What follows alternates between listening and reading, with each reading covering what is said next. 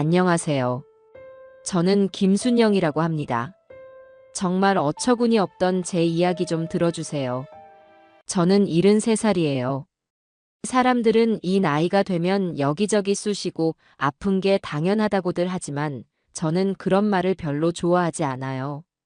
몸이라는 건 어떻게 관리하느냐에 따라 고무줄처럼 늘어났다 줄어들었다 하는 거 아니겠어요? 그래서 저는 아침 6시면 칼같이 일어난답니다. 일어나자마자 창문부터 활짝 열어 밤새 집안에 고여있던 묵은 공기를 내보내고 시원한 아침 공기를 들이마시는 것으로 하루를 시작하죠. 자, 얘들아, 아침 먹자. 제가 말을 거는 상대는 사람이 아니라 베란다에 있는 제 소중한 반려식물들이에요. 10년 넘게 키운 군자람부터 작년에 들여온 자그마한 다육이까지 제게는 하나하나 눈에 넣어도 아프지 않을 자식 같은 아이들이랍니다. 흙이 말라있지는 않은지, 잎사귀에 먼지는 없는지 살피며 분무기로 물을 칙칙 뿌려주면 파릇파릇한 잎들이 꼭 고맙습니다 하고 인사하는 것 같아요. 식물도 다 감정이 있다니까요. 사랑을 준 만큼 푸르게 보답하잖아요. 그에 비하면 진짜 제 배 아파 낳은 자식은 어째 정성을 쏟을수록 삐뚤어지는지 모를 일이에요. 아들놈 말입니다. 40살 이기석. 나이는 40인데 정신연령은 14살에서 멈춘 것 같은 제 인생의 가장 큰 골칫덩어리죠. 아침 운동으로는 복지관에서 배운 실버 체조 대신 유튜브를 틉니다. 열정 영자의 파워 스트레칭이라고 저랑 나이도 비슷한 영자 씨라는 분이 아주 구성지게 운동을 가르쳐 주거든요. 자, 어르신들. 옆구리 쭉쭉 늘려야 허리살이 도망가요. 하는 걸걸한 목소리를 들으며 팔다리를 쭉쭉 뻗고 나면 온몸이 개운해져요. 땀을 살짝 흘리고 나서 마시는 보리차 한 잔의 맛은 아마 안 해본 사람은 모를 겁니다. 오전 시간을 그렇게 보내고 나면 점심은 간단히 챙겨 먹고 오후에는 주로 스마트폰으로 세상 구경을 해요. 딸 민정이가 사준 태블릿 PC라는 것이 아주 물건이더군요. 손가락으로 쓱쓱 넘기기만 하면 온 세상 소식이 다 나오고 제가 좋아하는 옛날 가수들 노래도 마음껏 들을 수 있으니까요. 요즘은 요리 영상 보는 재미에 푹 빠졌답니다. 화면 속 젊은 양반이 알려주는 대로 따라하니 밍밍하던 나물 무침도 제법 맛깔나게 변하더라고요. 오늘 저녁은 콩나물 잡채나 한번 해볼까? 영상을 보며 혼잣말을 하고 있는데 갑자기 현관문 디지털 도어록이 요란한 소리를 내며 열렸습니다. 띠리리릭 띠리릭 삑. 비밀번호를 누르는 소리부터가 아주 불길했어요. 꼭 자기 집에 들어오면서 온 동네 사람 다 들으라는 듯이 성질을 꾹꾹 담아 누르는 소리였죠. 아니나 다를까 문이 열리자마자 쩌렁쩌렁한 목소리가 거실을 울렸습니다. 어머니, 저 왔어요. 제 아들, 이기석이었어요. 그리고 그 뒤로는 그림자처럼 찰싹 붙어 다니는 며느리 이정미의 뾰족한 목소리가 뒤따랐죠. 어머니, 집에 계셨네요. 저는 못 들은 척 태블릿 PC에서 눈을 떼지 않았어요.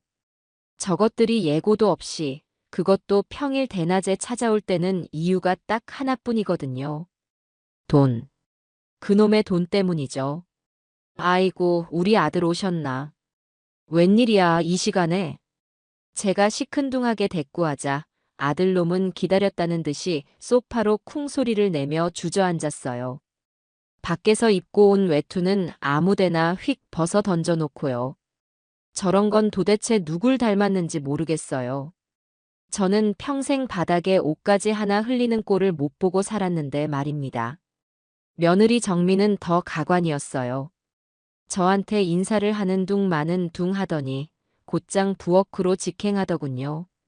그리고는 당연하다는 듯이 냉장고 문을 활짝 열어젖혔습니다. 어머니, 반찬이 이게 다예요? 김치가 아주 푹 익어서 군내가 나네, 군내가 나. 먹을만하다. 네 입이 까다로운 거지. 이건 뭐예요? 장조림. 고기가 왜 이렇게 퍽퍽해요? 소고기는 살치살로 해야 부드러운데. 아주 그냥 저희 집 냉장고 총괄 관리자라도 되는 것처럼 반찬통을 하나하나 열어서 냄새 맡고 젓가락으로 찔러보고 온갖 품평을 늘어놓기 시작했어요. 제가 듣거나 말거나 신경도 안 쓰는 모양새였죠. 저 싹수 없는 말투는 결혼할 때부터 알아봤지만 날이 갈수록 더 심해지는 것 같아요. 너희 점심은 먹고 다니니? 제가 한심하다는 듯 묻자 아들놈이 소파에 누운 채로 대답했어요. 아직요? 어머니가 맛있는 거라도 해주실까 해서 빈속으로 왔죠. 내가 니들 밥 해주려고 기다리는 사람인 줄 아니? 그리고 너 그렇게 누워있지 말고 일어나 앉아. 소파 꺼진다. 제 타박에 기석이는 마지못해 몸을 일으켜 앉았어요. 그러고는 큼큼 헛기침을 몇 번 하더니 드디어 본론을 꺼내기 시작했습니다. 어머니, 제가 드릴 말씀이 있어서 왔습니다. 뭔데 그래? 또 돈 얘기면 그냥 돌아가라. 나 돈 없어. 제가 먼저 선수를 치자 옆에서 반찬 투정을 하던 며느리가 쪼르르 달려와 아들 옆에 앉으며 거들었어요. 어머니, 이번에는 진짜예요. 정말 확실한 사업 아이템이 있다니까요. 지난번에는 뭐였더라? 발가락 양말에 인공지능을 달아서 건강 상태를 체크하는 거였나? 그 전전번에는 펫 전용 미용실 체인 사업이었고, 그래서 성공한 게 뭐 하나라도 있니? 제 말에 두 사람의 얼굴이 살짝 붉어졌어요. 사실을 말했을 뿐인데 뭐가 부끄러운지는 모르겠네요. 아들 기석이는 정말 어릴 때부터 그랬어요. 뭘 하나 진득하게 하지를 못했죠.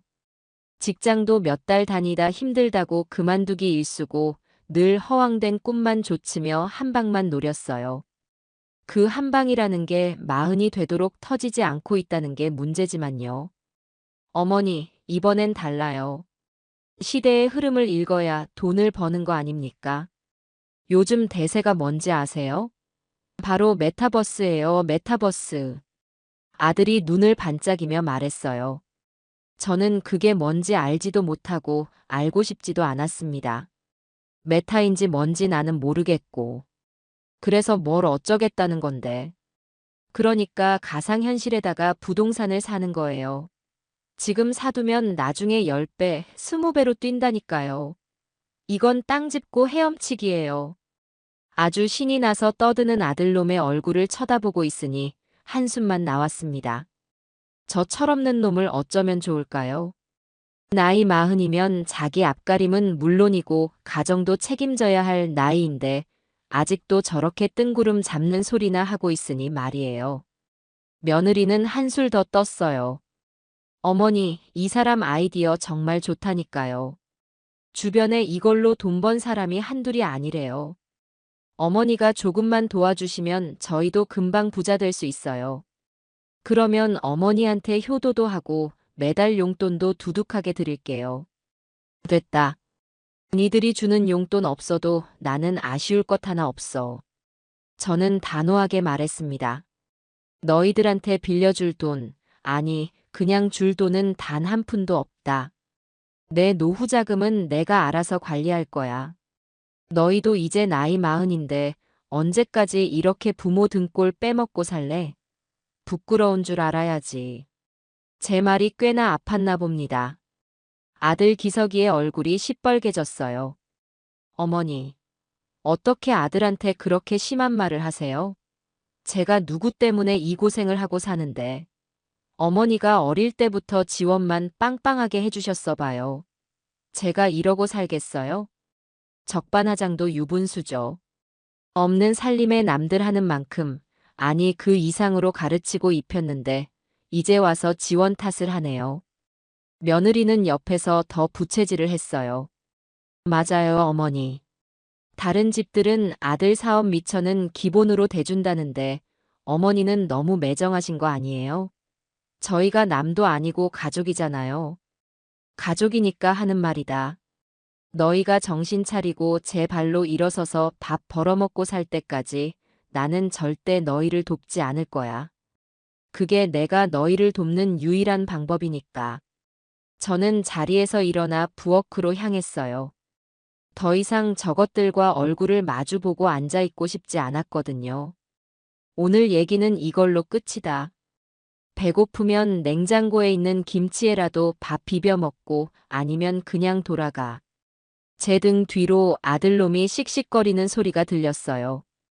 어머니, 정말 이렇게까지 하실 거예요? 두고 보세요. 저도 어머니 도움 없이 꼭 성공해서 어머니 앞에 나타날 테니까. 그래, 꼭 그러려무나. 내가 두 눈 뜨고 그날을 꼭 기다리고 있을게. 결국 아들 내외는 밥도 안 먹고 씩씩거리며 집을 나섰습니다. 현관문이 쾅 하고 세차게 닫히는 소리가 제 가슴에도 쾅 하고 울리는 것 같았어요. 밉다가도 안쓰럽고 안쓰럽다가도 화가 치미는 걸 보면 자식이란 건 정말 평생 풀리지 않는 숙제인가 봅니다. 저는 텅 빈 거실에 혼자 남아 조용히 보리차를 한 모금 마셨습니다. 씁쓸한 맛이 입안에 오래도록 남았어요. 자식이라는 게 대체 뭘까요? 제 가슴으로 나아온 정성을 다해 길렀는데 어쩌다 저렇게 돈만 밝히는 속물이 되어버렸을까. 헛헛하고 서운한 마음에 가슴 한구석이 시큰거렸죠. 하지만 이내 고개를 저었습니다. 여기서 주저앉아 슬퍼하고 있을 수만은 없었어요. 저는 제 인생의 마지막까지 누구에게도 기대지 않고 꼿꼿하게 제 두 발로 서서 살아갈 겁니다. 그게 제 아들놈에게 보여줄 수 있는 유일한 가르침일지도 모르니까요. 저녁으로는 아까 생각했던 대로 콩나물 잡채를 만들었습니다. 당면을 삶고 시금치를 데치고 형형색색의 채소를 볶으며 요리에 집중하니 복잡했던 마음이 조금은 가라앉는 것 같았어요. 맛있는 냄새가 집안에 가득 차자 텅 비었던 공간이 조금은 채워지는 기분도 들었고요. 혼자 먹는 저녁상이었지만 저는 정성껏 차려 맛있게 먹었습니다. 잘 먹어야 기운도 나고 기운이 나야 저 철없는 것들과 싸울 힘도 생기는 법이니까요. 저녁을 먹고 설거지를 마친 뒤 제가 가장 좋아하는 연속극을 보기 위해 텔레비전을 켰습니다. 화면 속에서는 젊은 남녀 주인공들이 서로를 못 잡아먹을 것처럼 으르렁대다가도 어느새 눈이 맞아 사랑에 빠지더군요. 뻔한 이야기였지만 그런 알콩달콩한 모습을 보고 있으면 저도 모르게 입가에 미소가 지어졌어요. 하지만 그날따라 드라마 내용이 눈에 들어오지 않았습니다. 제 머릿속에는 온통 낮에 아들놈이 퍼부었던 원망 섞인 말들만 메아리처럼 울려 퍼졌거든요. 어머니가 지원만 빵빵하게 해주셨어 봐요. 하는 그 날카로운 목소리가 심장을 콕콕 쑤시는 것 같았어요. 제가 뭘 그렇게 잘못 키운 걸까요? 남편 하늘로 먼저 보내고 시장에서 채소 장사를 하며 악착같이 돈을 모아 두 남매를 키웠습니다. 남들처럼 비싼 과외 한 번 못 시켜준 건 사실이지만 학교 준비물 하나 빠뜨린 적 없고 남들 입는 메이커 옷은 못 사줘도 사시사철 계절에 맞는 옷은 늘 깨끗하게 다려 입혔어요.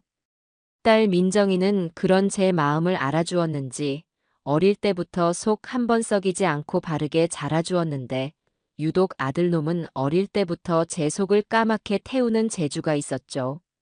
하기 싫은 건 죽어도 안 하고 자기 손해보는 일은 칼같이 계산하고 늘 쉬운 길, 편한 길만 찾아다녔어요.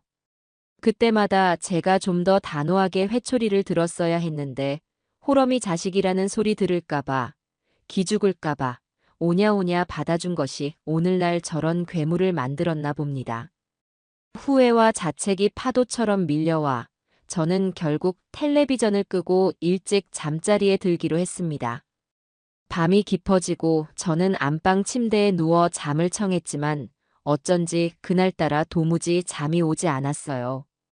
눈을 감으면 낮에 있었던 일이 생생하게 떠올라 머릿속이 시끄러웠고 눈을 뜨면 어둠 속에서 천장무늬만 하염없이 바라보게 되었죠. 그렇게 뒤척이기를 수십 번 시계를 보니 어느덧 시간은 새벽 2시를 넘어가고 있었습니다. 온 세상이 깊은 잠에 빠진 고요한 시간이었죠. 그런데 바로 그 순간이었습니다. 바깥에서 아주 희미하지만 분명한 소리가 들려왔어요. 띠띠띠띠. 저희 집 현관 디지털 도어록의 비밀번호를 누르는 소리였습니다. 저는 순간 온몸의 피가 차갑게 식는 기분이었습니다. 이 시간에 그것도 비밀번호를 알고 있는 사람이 찾아올 리가 없는데. 심장이 발소리처럼 쿵쿵쿵쿵 미친 듯이 뛰기 시작했어요. 덜컥 겁이 났지만 저는 소리를 내지 않고 이불을 머리끝까지 뒤집어 쓴 채 숨을 죽였습니다. 평생을 억척스럽게 살아온 제 몸이 위기의 순간에 어떻게 대처해야 하는지를 본능적으로 알고 있었던 거죠. 잠시 후 삑 하는 작은 소리와 함께 현관문이 열리는 소리가 들렸습니다. 그리고는 아주 조심스러운 발걸음 소리가 거실을 지나 제 안방 쪽으로 다가왔어요. 저는 이불 속에서 눈만 겨우 내놓은 채 안방 문 쪽을 뚫어져라 쳐다보았습니다. 달빛이 창문을 통해 희미하게 들어오는 어둠 속에서 안방 문고리가 아주 천천히 소리가 나지 않도록 군뱅이가 기어가듯 돌아가는 것이 보였습니다. 그리고는 삐그덕하는 아주 오래된 나무 문이 내는 특유의 소리와 함께 문이 열렸어요. 문틈으로 검은 그림자 하나가 유령처럼 스르륵 방 안으로 들어왔습니다. 머리에는 검은색 캡 모자를 푹 눌러쓰고 얼굴은 검은 마스크로 턱 밑까지 가렸더군요. 옷도 위아래 전부 몸에 딱 달라붙는 검은색 옷으로 맞춰 입은 것이 누가 봐도 나 지금 나쁜 짓 하러 왔소 하고 광고하는 행색이었어요. 저는 심장이 철렁 내려앉았지만 그와 동시에 어이가 없어서 헛웃음이 터져 나올 뻔했습니다. 저 엉거주춤한 몸짓, 어색하기 짝이 없는 걸음걸이. 제가 40년을 먹이고 입히고 키운 제 아들, 이기석이 틀림없었으니까요. 아무리 얼굴을 꽁꽁 가리고 온몸을 검은색으로 도배했다고 한들 제 자식의 뒤태와 실루엣을 제가 못 알아볼 리가 없잖아요. 멍청하고 한심한 놈. 자기가 평생을 드나들던 이 안방 문이 낡아서 살짝만 열어도 삐걱거리는 소리가 난다는 것도 잊어버렸나 봐요. 문에서 나는 삐그덕 소리에 자기가 더 놀라서 토끼처럼 움찔하는 꼴을 보니 기가 막혀서 말이 안 나왔습니다. 아이고, 저걸 낳고 제가 기뻐서 미역국을 3그릇이나 비웠다니. 통탄할 노릇이었죠. 아들놈은 제가 깊이 잠든 줄로만 아는지 까치발을 하고 발소리를 죽여가며 제 침대 머리맡으로 다가왔어요. 저는 계속해서 자는 척 일부러 평온한 숨소리까지 내가며 혼신의 연기를 펼쳤죠. 제 머리맡 협탁 위에는 늘 제 지갑과 스마트폰, 그리고 돋보기 안경이 놓여 있었거든요. 놈의 목표는 두말할 것 없이 바로 그 지갑이었을 겁니다. 아니나 다를까 검은 그림자는 제 머리맡에서 잠시 멈칫하며 제 숨소리를 확인하는 듯 하더니 이내 천천히 손을 뻗어 협탁 위에 지갑을 아주 조심스럽게 집어들었습니다. 그 짧은 순간에 얼마나 긴장을 했던지 지갑을 낚아채는 손길이 마치 수전증 환자처럼 파르르 떨리는 게 희미한 달빛 아래에서도 선명하게 보였어요. 지갑을 드디어 손에 넣자 놈은 안도의 한숨이라도 내쉬는 듯 하더니 들어올 때와는 비교도 안 될 만큼 빠른 속도로 방을 빠져나가려고 몸을 휙 돌렸습니다. 그런데 너무 서두른 탓이었을까요? 아니면 원래부터 저놈의 몸이 굼떴던 탓일까요? 제가 낮에 외출했다 돌아와 무심코 벗어두었던 핸드백 줄에 그만 발이 걸리고 만 거예요. 쿵 하는 요란한 소리와 함께 아들놈이 앞으로 고꾸라지며 바닥에 보기 좋게 나뒹굴었습니다. 저는 깜짝 놀라 하마터면 아이고 저런 칠칠치 못한 놈 하고 소리를 지를 뻔했지만 가까스로 제 입을 틀어막고 비명을 삼켰어요. 아야. 아들놈은 저도 모르게 비명을 질렀다가 제 눈치를 살피며 황급히 자기 입을 두 손으로 막더군요. 그러고는 넘어진 채로 고개를 들어 저를 힐끔 쳐다보는데 그 모습이 어찌나 우스꽝스럽고 한심하며 처량하기까지 한지. 저는 이불 속에서 터져나오려는 웃음을 참느라 부들부들 떨리는 어깨를 애써 진정시켜야 했습니다. 놈은 제가 깨지 않았다는 것을 확인하고 나서야 안도의 한숨을 내쉬며 엉금엉금 기다시피 방을 빠져나갔습니다. 잠시 후 현관문이 아주 조용히 닫히는 소리가 들렸어요. 저는 그제야 참았던 숨을 몰아쉬며 이불을 걷어차고 벌떡 일어났습니다. 심장이 쿵쾅거렸지만 그건 무서워서가 아니라 분하고 어이가 없어서 터져나오는 심장 소리였어요. 돈을 안 준다는 이유로 이 늙은 어미가 곤히 자는 방에 도둑놈처럼 들어와 지갑을 훔쳐가다니요. 저게 과연 사람의 탈을 쓰고 할 짓일까요? 저는 협탁 위를 보았습니다. 지갑이 있던 자리는 휑하니 비어 있었고 스마트폰과 돋보기 안경만 덩그러니 남아 제 처지를 동정하는 것 같았죠. 저는 분노로 부들부들 떨리는 손을 진정시키고 조용히 거실로 나갔습니다. 그리고는 거실 천장 한 구석에 아주 작은 점처럼 달려있는 검은색 물체를 향해 희미하게 미소를 지어 보였어요. 거기에는 얼마 전 혼자 사는 엄마가 걱정된다며 딸 민정이가 큰맘 먹고 달아준 가정용 CCTV가 까만 눈을 반짝이며 24시간 내내 집안을 성실하게 기록하고 있었거든요. 처음에는 집안에 저런 감시 카메라를 왜 다냐며 숨막힌다고 타박을 했었는데 이렇게 결정적인 순간에 요긴하게 쓰일 줄은 꿈에도 몰랐네요. 이기석, 네 인생은 이제 네 손으로 끝냈다. 세상이 얼마나 무섭고 돈이라는 게 얼마나 정직하게 벌기 힘든 것인지 이 어미가 네 뼈에 아주 사무치도록 가르쳐주마.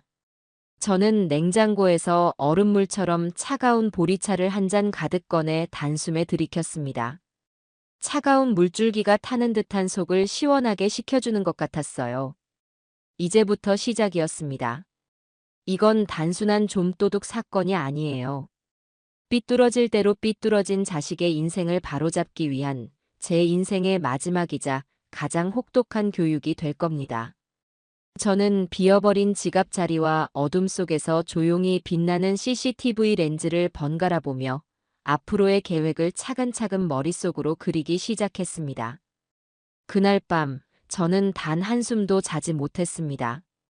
칼을 가는 심정으로 그렇게 시퍼런 새벽을 맞이했습니다. 다음 날 아침 저는 밤을 꼴딱 새웠음에도 불구하고 평소보다 훨씬 더 일찍 눈을 떴습니다. 신기하게도 몸은 피곤하지 않았어요. 오히려 정신이 더 또렷하고 앞으로 해야 할 일에 대한 생각으로 머릿속이 명쾌했죠. 저는 평소와 다름없이 6시에 일어나 스트레칭으로 몸을 풀고 베란다의 반려식물들에게 아침 인사를 건넸습니다. 얘들아, 좋은 아침. 오늘은 아주 재미있는 구경을 하게 될 거야. 식물들이 제 말뜻을 알아듣기라도 한 듯 파릇파릇한 잎사귀를 반짝이는 것 같았어요. 아침밥까지 든든하게 챙겨 먹은 뒤 저는 거실 식탁에 앉아 태블릿 PC를 켰습니다. 그리고 밤새 녹화된 CCTV 영상을 확인했죠. 화면 속에서는 제 예상대로 아들 이기석이 온갖 바보 같은 짓을 하며 지갑을 훔쳐 달아나는 모습이 아주 선명하게, 그것도 초고화질로 찍혀 있었습니다. 화질이 어찌나 좋은지 당황해서 커졌던 놈의 눈동자와 마스크 위로 드러난 식은땀까지 다 보이더군요. 저는 그 영상을 여러 번 돌려보며 결정적인 장면들을 캡처해서 따로 저장해 두었습니다. 이건 아주 중요한 증거물이자 제 아들놈의 목에 걸게 될 족쇄가 될 테니까요. 모든 준비를 마친 후 저는 느긋하게 커피 한 잔을 내리며 아들놈에게 전화를 걸었습니다. 신호음이 꽤 오래 울리고 나서야 잠이 잔뜩 덜 깬 목소리가 수화기 너머에서 웅얼거리며 들려왔어요. 여보세요. 아들, 나다. 아직도 자고 있었니? 해가 중천에 떴는데. 저는 최대한 아무것도 모르는 척 세상에서 가장 인자하고 다정한 목소리로 물었습니다. 제 목소리를 들은 아들놈이 순간 헉하고 숨을 들이마시는 게 느껴졌어요. 어머니. 아니에요. 일어났죠? 그럼요. 이 아침부터 웬일이세요? 목소리가 왜 그렇게 잠겨 있어? 간밤에 잠이라도 설쳤니? 혹시 무슨 별일 은 없었고? 제가 능청스럽게 떠보자 아들놈이 기다렸다는 듯이 격하게 부정하기 시작했습니다. 아니요. 아무 일 없었죠. 정말이에요. 아주 그냥 업어가도 모를 정도로 푹 잘 잤습니다. 하하. 그 어색한 웃음소리라니.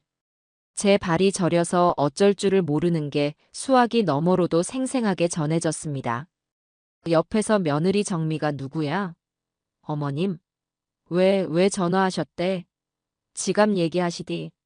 하고 작은 목소리로 속삭이는 소리까지 다 들렸어요. 저 둘은 지금쯤 제 지갑을 열어보고 생각보다 현금이 얼마 없어서 실망했다가 그 안에 든 여러 장의 카드를 보고는 횡재했다며 쾌재를 부르고 있을까요? 다름이 아니라 오늘 점심이나 같이 먹을까 해서. 어제 너희 그냥 보낸 게 영 마음에 걸려서 그런다. 너희 좋아하는 갈비나 실컷 사주려고. 네. 가 갈비요? 갑자기요? 그래. 내가 오늘 기분이 좋아서 한턱 쏘고 싶네. 장소는 내가 조금 이따 문자로 보내마. 12시까지 늦지 말고 꼭 오너라. 알았지? 아들놈은 잠시 머뭇거리는 듯 했어요. 아마 제 진짜 의도가 무엇인지 의심하고 있겠죠. 하지만 공짜 갈비라는 달콤한 유혹을 이기지 못한 모양입니다. 네, 네. 그럼요.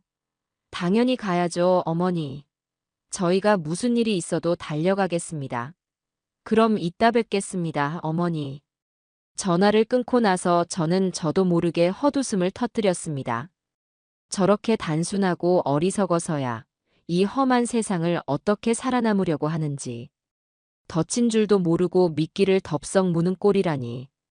저는 곧바로 든든한 제 편 하나뿐인 딸 민정이에게 전화를 걸었습니다. 어젯밤에 있었던 일을 차분하게 설명하고 CCTV 영상을 보내주었죠. 영상을 본 딸의 반응은 제 예상대로였습니다. 엄마, 이게 대체 무슨 일이야? 오빠가 정말 미쳤나 봐. 당장 경찰에 신고해야지. 민정아, 진정해.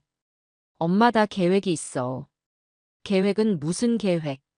저건 명백한 범죄야. 어떻게 엄마 집에 들어와서 도둑질을 할 생각을 해? 인간도 아니야, 정말. 딸은 오빠의 만행에 치를 떨며 분노했어요. 그 마음에 울컥했지만 저는 딸을 진정시켜야 했습니다. 경찰에 신고하는 건 언제든지 할 수 있어. 그 전에 네 오빠 버르장관을 아주 단단히 고쳐놔야겠다. 그러려면 네 도움이 좀 필요해. 제 단호한 목소리의 딸도 조금은 진정이 된 듯했어요. 엄마, 뭘 어떻게 하려고 그래? 일단 내 지갑에 있던 카드 전부 분실 신고하고 정지시켜야겠다.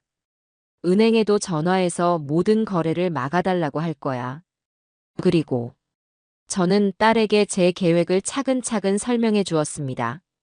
제 이야기를 다 들은 딸은 잠시 말이 없더니 이내 감탄한 듯 말했어요. 엄마, 진짜 대단하다. 나라면 그냥 화부터 내고 경찰서부터 달려갔을 텐데. 알았어, 엄마. 내가 옆에서 확실하게 도울게. 일단 카드 정지부터 내가 알아서 처리할 테니까 엄마는 아무 걱정 말고 다음 계획 준비하고 있어. 역시 제 딸은 똑 부러져요. 민정이가 있으니 천군만마를 얻은 기분이었죠. 딸과의 통화를 마치고 시계를 보니 아침 9시가 조금 넘은 시간이었습니다. 이제 슬슬 그들이 움직일 때가 되었죠.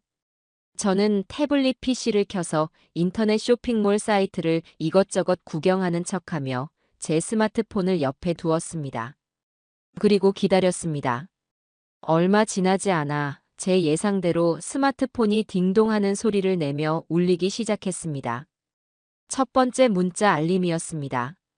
미래백화점 명품관에서 285만 원 승인 거절되었습니다. 사유분실 도난 신고 카드. 저는 그 문자를 보고 저도 모르게 입가에 미소가 번지는 것을 막을 수가 없었어요. 눈에 선했습니다. 며느리 정미가 평소에 노래를 부르던 그 비싼 명품 가방을 사겠다고 콧대 높은 직원 앞에서 허세를 있는 대로 부리다가 카드가 정지되었다는 말에 얼굴이 시뻘개졌을 모습이요. 그리고 그것은 시작에 불과했습니다. 마치 약속이라도 한 것처럼 여러 카드사에서 연달아 문자가 날아오기 시작했어요. 하이마트 디지털 프라자에서 312만 원 승인 거절되었습니다. 프렌치 레스토랑 라비앙 로즈에서 45만 6천 원 승인 거절되었습니다. 골드 주얼리 샵에서 157만 원 승인 거절되었습니다. 아주 가관이었습니다. 최신형 노트북을 사겠다. 최고급 레스토랑에서 스테이크를 썰겠다. 순금 목걸이를 사겠다. 온갖 허황된 꿈에 부풀어 카드를 긁어대다가 번번이 망신만 당하고 있을 두 사람의 모습이 눈앞에 그려지는 듯했죠. 아마 지금쯤 서로에게 이게 다 너가 쓸데없는 거 사자고 해서 그렇잖아. 아, 뭐, 네가 먼저 바람 넣었잖아. 하며 길거리에서 머리채라도 잡고 싸우고 있을지도 모를 일이었습니다.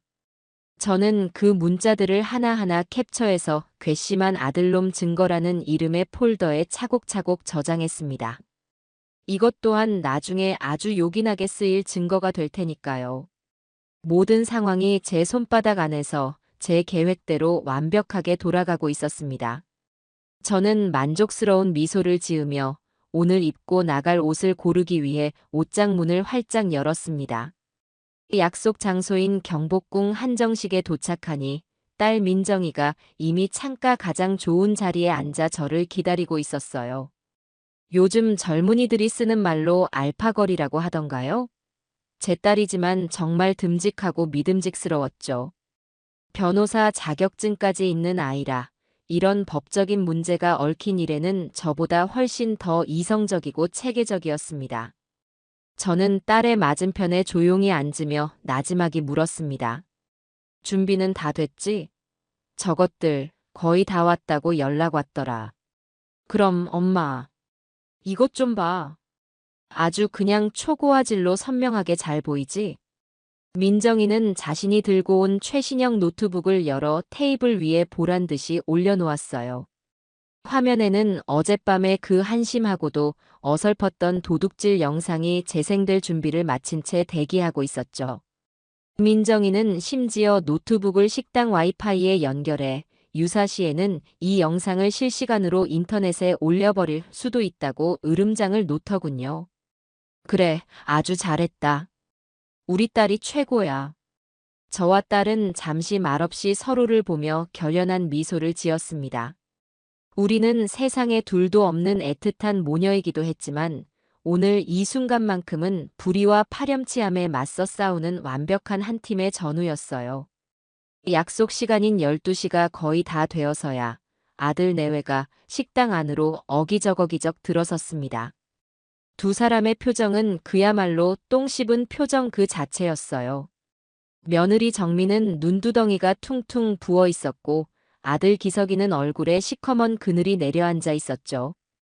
아마 오전에 카드 때문에 온갖 망신을 당하고 서로에게 책임을 떠넘기며 대판 싸우기라도 한 모양이었습니다. 하지만 저와 민정이를 발견하고는 언제 그랬냐는 듯이 억지 미소를 지어 보이며 다가왔습니다. 그 표정 변화가 어찌나 인위적이고 우스꽝스러운지 꼭 낡은 가면을 바꿔 쓰는 서커스 광대를 보는 것 같았어요. 어머니 와 계셨네요. 아, 기다리셨어요? 언니도 와 있었네. 오늘 무슨 좋은 날이야? 이렇게 다 모이고. 며느리 정미가 아무것도 모르는 척 콧소리를 내가며 민정이에게 말을 걸었지만 민정이는 스마트폰에서 눈도 떼지 않은 채 쌀쌀맞게 콧방귀만 흥 뀌었습니다. 그 서늘하고 냉랭한 분위기에 두 사람도 뭔가 크게 잘못되었다는 것을 직감했을 겁니다. 하지만 이미 차려질 밥상, 그것도 공짜로 얻어먹게 될지도 모를 비싼 갈비에 대한 미련을 끝내버리지 못했는지 아주 어색하게 저희 맞은편에 엉덩이를 붙이고 앉더군요. 하하, 오늘 날씨가 참 좋네요. 그렇죠, 어머니. 이런 날에는 역시 갈비가 딱이죠. 아들 기석이가 이 어색하고 불편한 침묵을 어떻게든 깨보려고 애써 말을 꺼냈지만 저는 대답 대신 찻잔만 들어올려 향을 음미했습니다. 식당 안에 무겁고 차가운 공기가 두 사람의 숨통을 옥죄는 것만 같았어요. 잠시 후 한복을 곱게 차려입은 종업원이 공손하게 메뉴판을 가져다 주자 며느리 정미가 냉큼 그것을 낚아채듯 받아들었습니다. 그리고는 분위기 파악도 전혀 못하고 제일 비싼 메뉴를 손가락으로 콕 짚으며 신이 나서 말했어요. 어머니, 저희 저기 제일 위에 있는 궁중 한우 생갈비찜으로 시켜도 되죠? 1인분에 78,000원짜리요. 이왕 사주시는 거 제일 좋은 걸로 먹어야죠. 안 그래요, 여보? 그래, 마음껏 시키거라. 먹고 싶은 거 다 시켜. 어쩌면 니들이 앞으로 아주 오랫동안 니들 돈으로는 구경은커녕 냄새도 못 맡게 될 음식이 될지도 모르니까. 제 말에 네 사람 사이에 다시 한번 얼음장 같은 정적이 흘렀습니다. 아들 내외는 그제야 상황이 자신들의 예상을 훨씬 뛰어넘어 아주 심각하고 위험하게 돌아가고 있다는 것을 확실히 깨달은 듯 사색이 된 얼굴로 저와 민정이를 번갈아 쳐다보았어요. 저는 바로 지금이 그 순간이라고 생각했습니다.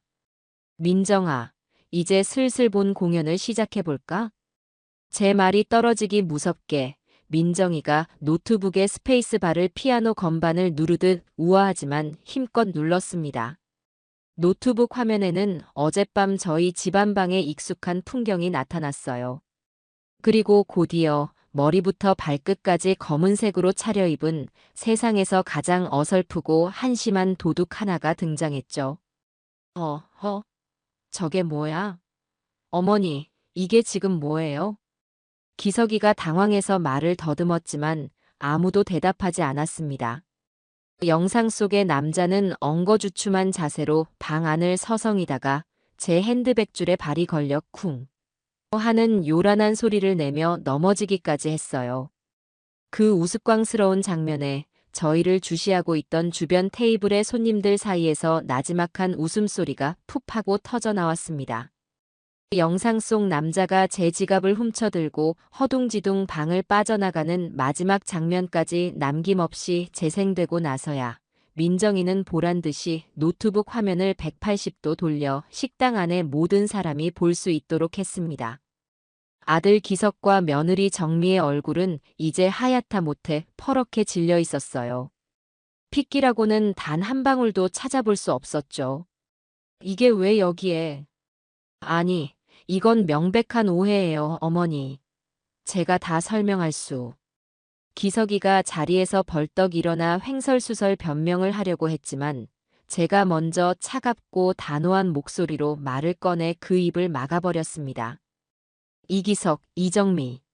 내가 너희 둘에게 마지막 자비를 베풀어 선택할 기회를 주마. 선택지는 두 개다. 저는 최대한 냉정하고 또렷한 목소리로 식당 안의 모든 사람이 들을 수 있을 만큼 분명하게 말했습니다. 주변 손님들의 시선이 이제는 노골적으로 저희 테이블에 집중되는 것이 느껴졌지만 저는 전혀 신경 쓰지 않았습니다. 오히려 이 모든 상황을, 이 공개적인 심판의 순간을 즐기고 있었죠. 첫 번째, 지금 이 자리에서 너희 죄를 전부 인정하고 내가 내미는 갱생각서에 피가 나도록 지장을 찍어라. 앞으로 사람답게 살겠다고 내 감시 아래 뼈를 깎는 노력을 하겠다고 약속하는 거다.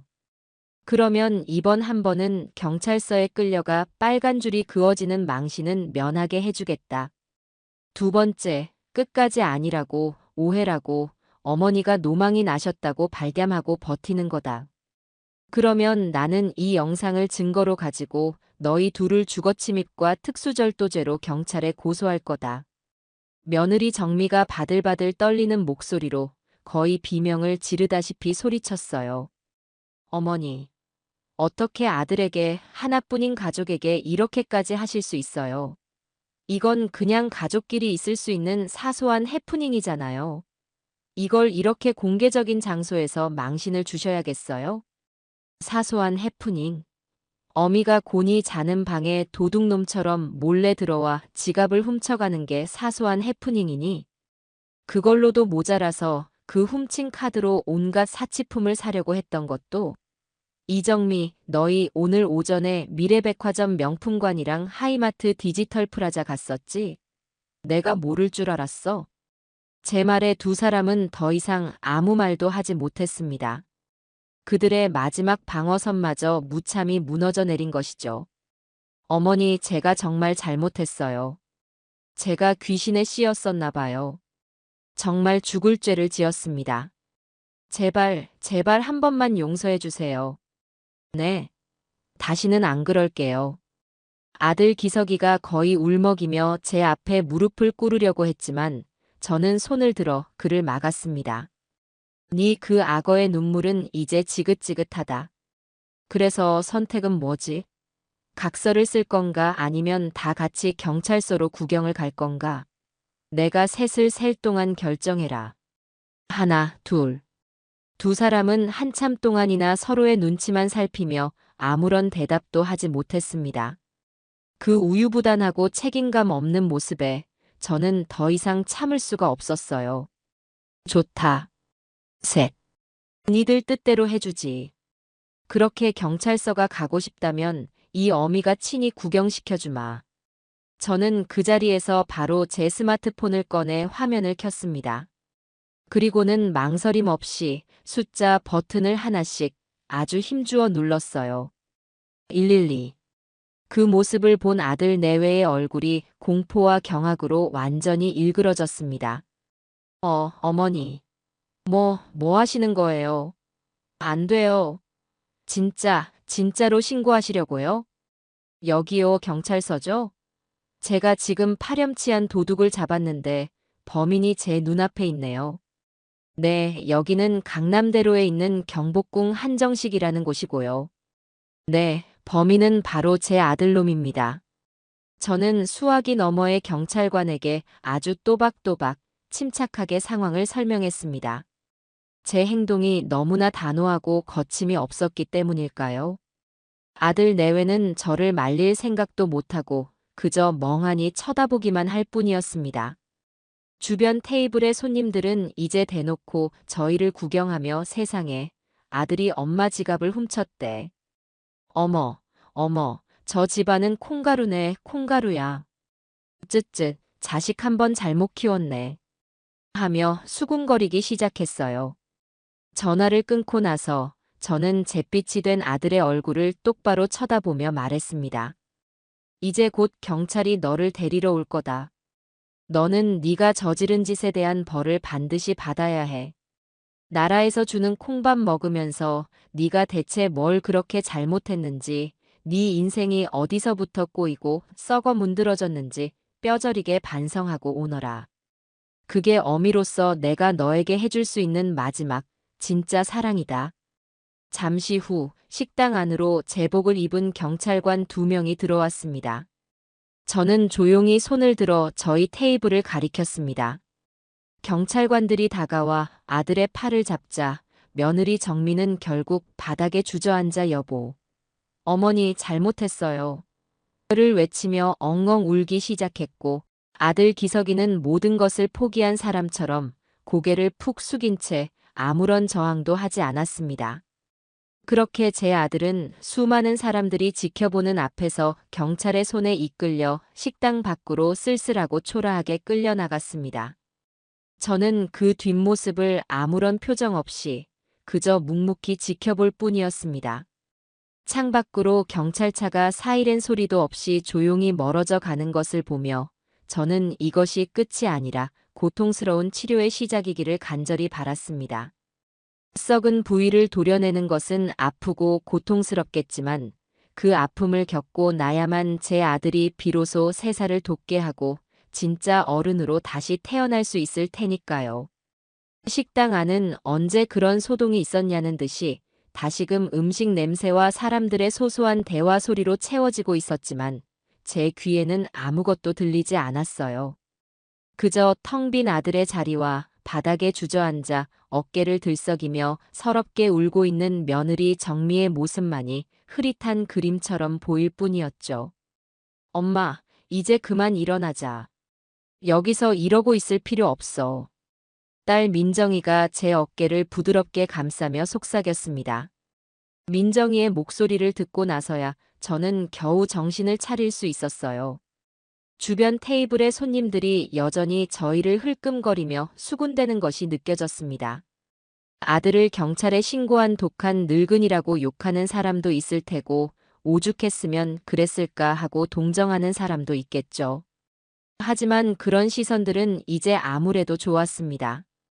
저는 제 인생의 가장 중요한 수술을 막 끝낸 외과 의사처럼 지독한 피로감과 함께 묘한 결연함에 차 있었으니까요. 정미야, 그만 울고 일어나거라. 여기서 이렇게 운다고 해결될 일은 아무것도 없다. 너도 조만간 참고인으로 경찰서에 출석하라는 연락이 갈 게다. 가서 네가 아는 대로 본대로만 사실대로 이야기하렴. 저는 바닥에 주저앉아 있는 며느리에게 최대한 감정을 배제한 목소리로 말했습니다. 제 목소리에 정미가 고개를 번쩍 들더군요.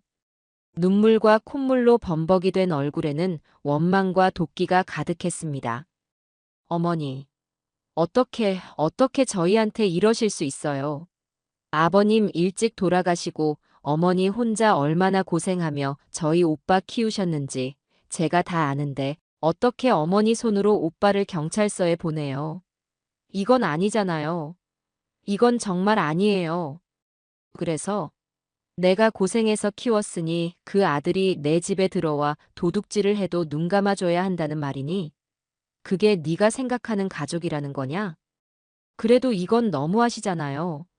이건 그냥 가족끼리 아주 조금만 대화했으면 풀릴 수 있는 문제였어요. 그런데 어머니는 저희 말은 들어보려고도 안 하고 처음부터 이렇게 일을 꾸미셨잖아요. 저희를 망신 주고 감옥에 보내려고 작정하신 거잖아요. 그래, 작정했다. 니들 버르장머리를 이번 기회에 뿌리 뽑겠다고 아주 단단히 작정했어. 대화로 풀 수 있는 문제는 이미 한참 전에 지났다.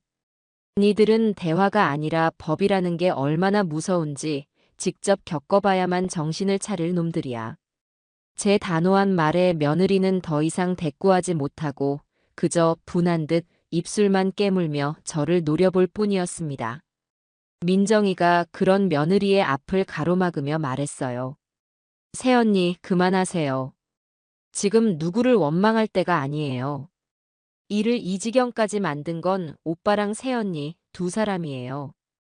엄마는 그냥 잘못된 걸 바로잡으려고 하시는 것뿐이고요. 그리고 변호사로서 조언하는데 지금부터 하는 모든 말과 행동이 나중에 다 불리한 증거가 될 수 있으니 입 조심하는 게 좋을 거예요. 민정이의 서늘한 경고에 며느리는 결국 아무 말도 못하고 다시 고개를 푹 숙였습니다. 저는 그런 두 사람을 뒤로하고 자리에서 일어났습니다. 계산은 이미 민정이가 끝내두었더군요. 저희는 아무 일도 없었다는 듯 당당하게 식당 문을 나섰습니다. 등 뒤로 꽂히는 수많은 시선들이 느껴졌지만 저는 허리를 꼿꼿이 세우고 걸었어요. 식당 밖으로 나오자 가을의 높은 하늘 아래 시원한 바람이 불어왔습니다. 저는 택시를 잡기 위해 큰 길로 걸어나가며 민정이에게 말했어요. 우리도 경찰서로 가보자. 가서 내가 직접 조사를 받아야 일이 제대로 처리될 게다. 엄마, 피곤하지 않겠어? 오늘은 그냥 집에 가서 쉬고 내일 변호사님이랑 같이 가는 게. 아니다. 쇳불도 단김에 빼랬다고 오늘 안에 모든 걸 다 끝내야 한다. 그리고 변호사는 무슨.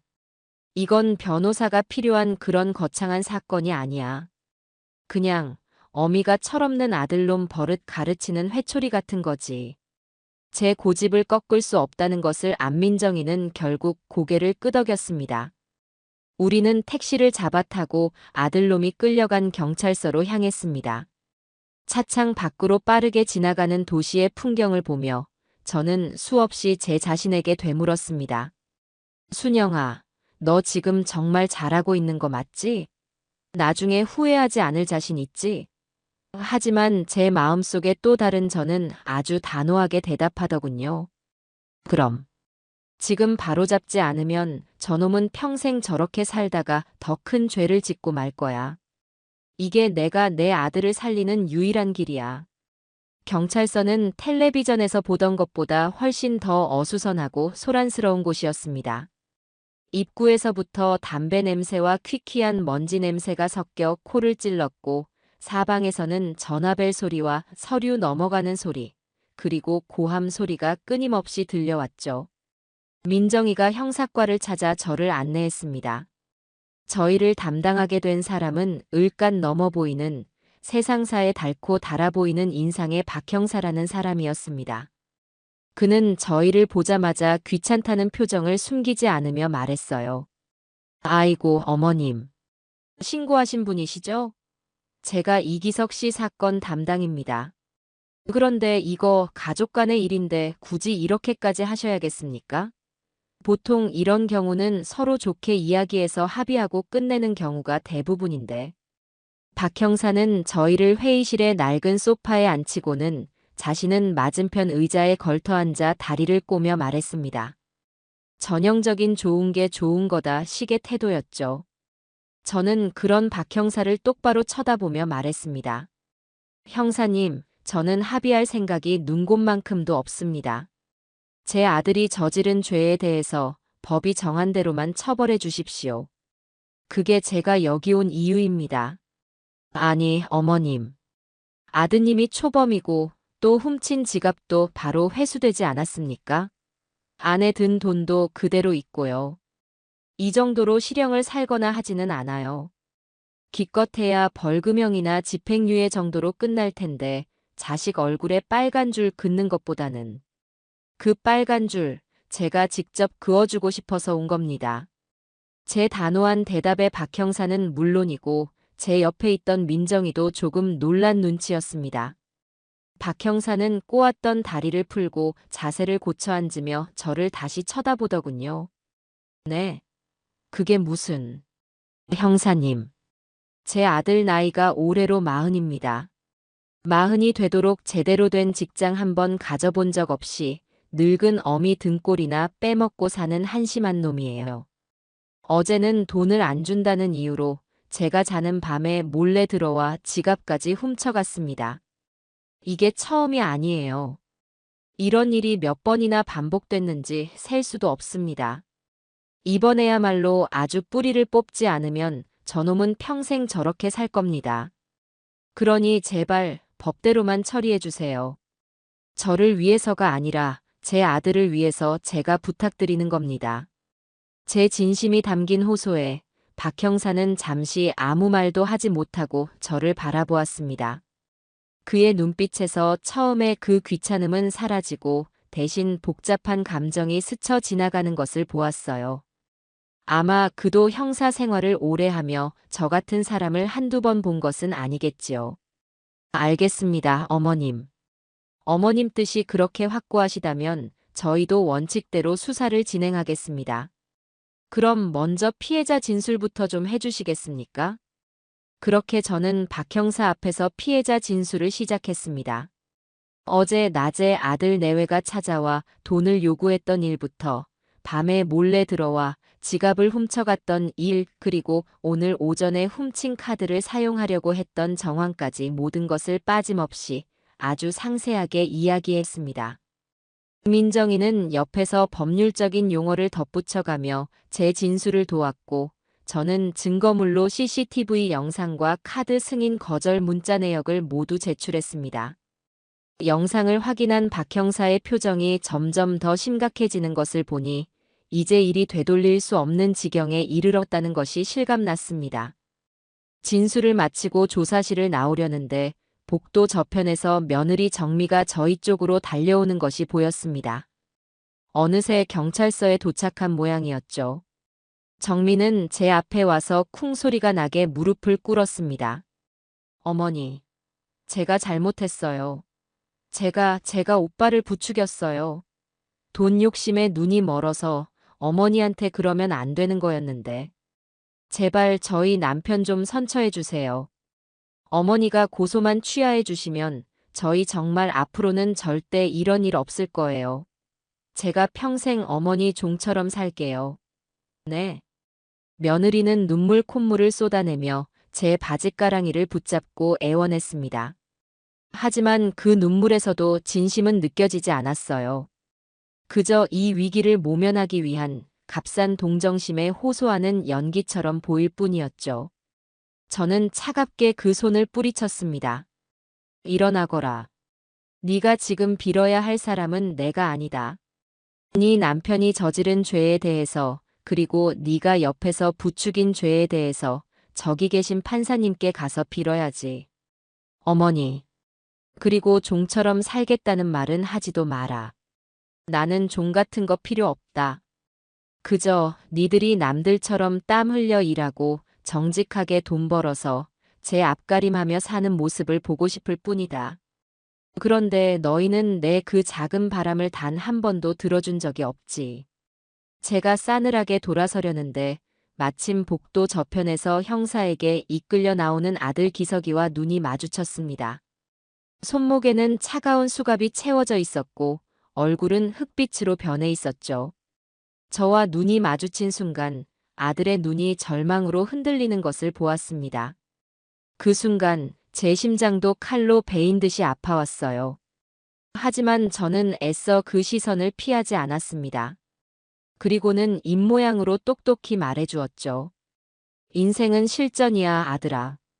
아들은 제 입모양을 읽었는지 그 자리에 주저앉을 것처럼 휘청거렸습니다. 저는 더 이상 그 모습을 보지 못하고 민정이의 부축을 받으며 경찰서를 빠져나왔습니다. 밖으로 나오니 어느새 해가 뉘엿뉘엿 지고 있었어요. 붉은 노을이 마치 제 속에서 흐르는 피눈물처럼 보였습니다. 경찰서에서 돌아온 후 며칠 동안 집안에는 무거운 침묵만이 흘렀습니다.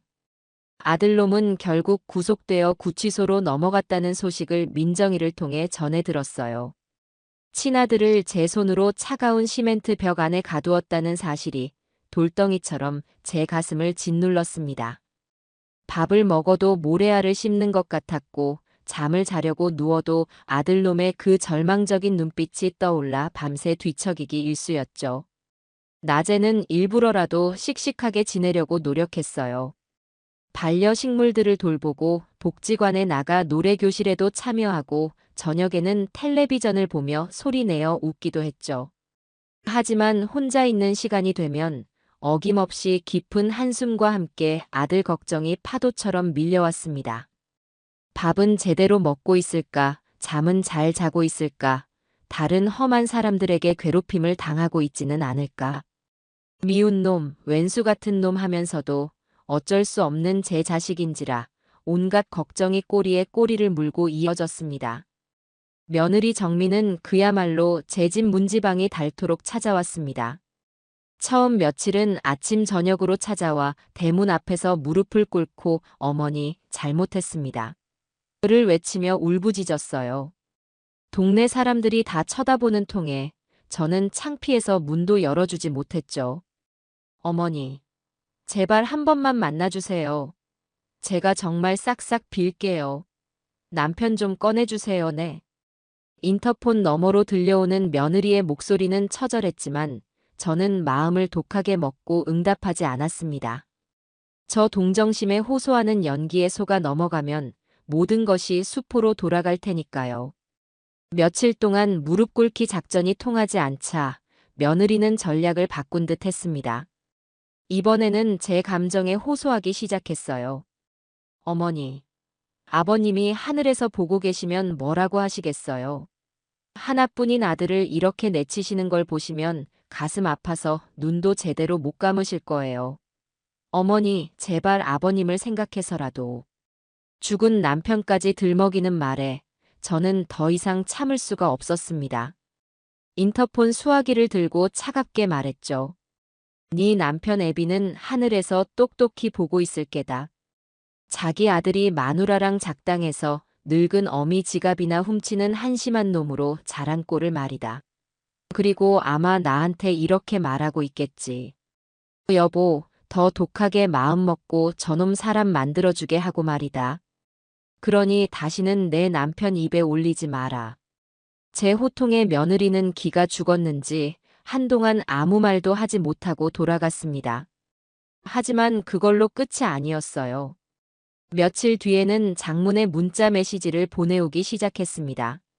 내용은 거의 비슷했어요. 자신들의 잘못을 반성하고 있다는 말, 앞으로는 정말 새 사람이 되겠다는 다짐, 그리고 마지막은 늘 제발 합의해달라는 애원으로 끝을 맺었죠. 그렇게 며느리와 보이지 않는 전쟁을 치르는 동안 민정이는 유능한 변호사를 한 명 선임했습니다. 변호사는 저희 집에 직접 찾아와 앞으로의 법적 절차에 대해 상세하게 설명해 주었어요. 어머님, 아드님은 현재 특수절도 및 주거침입 혐의를 받고 있습니다. CCTV라는 명백한 증거가 있고 본인도 혐의를 대부분 인정하고 있어서 기소는 확실해 보입니다.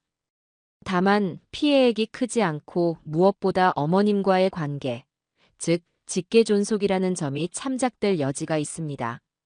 그래서 어떻게 되는 건데요? 감옥에 얼마나 있어야 하는 겁니까? 어머님께서 끝까지 합의를 안 해주시고 엄벌을 탄원하신다면 초범이라도 실형이 선고될 가능성이 있습니다. 짧게는 6개월에서 길게는 1년 정도 예상됩니다. 하지만 만약 어머님께서 합의를 해주시고 처벌을 원하지 않는다는 의사를 밝히시면 집행유예로 풀려날 가능성이 매우 높습니다. 변호사의 말을 듣고 나니 마음이 더 복잡해졌습니다. 제 손으로 아들을 감옥에 보내고 싶지는 않았지만 그렇다고 이렇게 쉽게 용서해주고 싶지도 않았거든요. 며칠 동안 구치소에 갇혀 고생한 것만으로는 약효가 부족할 것 같다는 생각이 들었죠. 변호사님, 만약에 제가 합의를 해주는 대신 아들에게 몇 가지 조건을 걸고 그걸 지키겠다는 약속을 받아낼 수도 있을까요? 예를 들면 앞으로 3개월 안에 취직을 하고 월급은 모두 나에게 맡긴다 같은 것들이요. 그리고 만약 그 약속을 어기면 합의를 무르고 다시 처벌받게 할 수도 있는 건가요? 제 질문에 변호사는 잠시 생각에 잠기더니 이내 고개를 끄덕였습니다. 네, 어머님. 좋은 생각입니다. 보통 합의서에 그런 부속 조항들을 넣을 수 있습니다.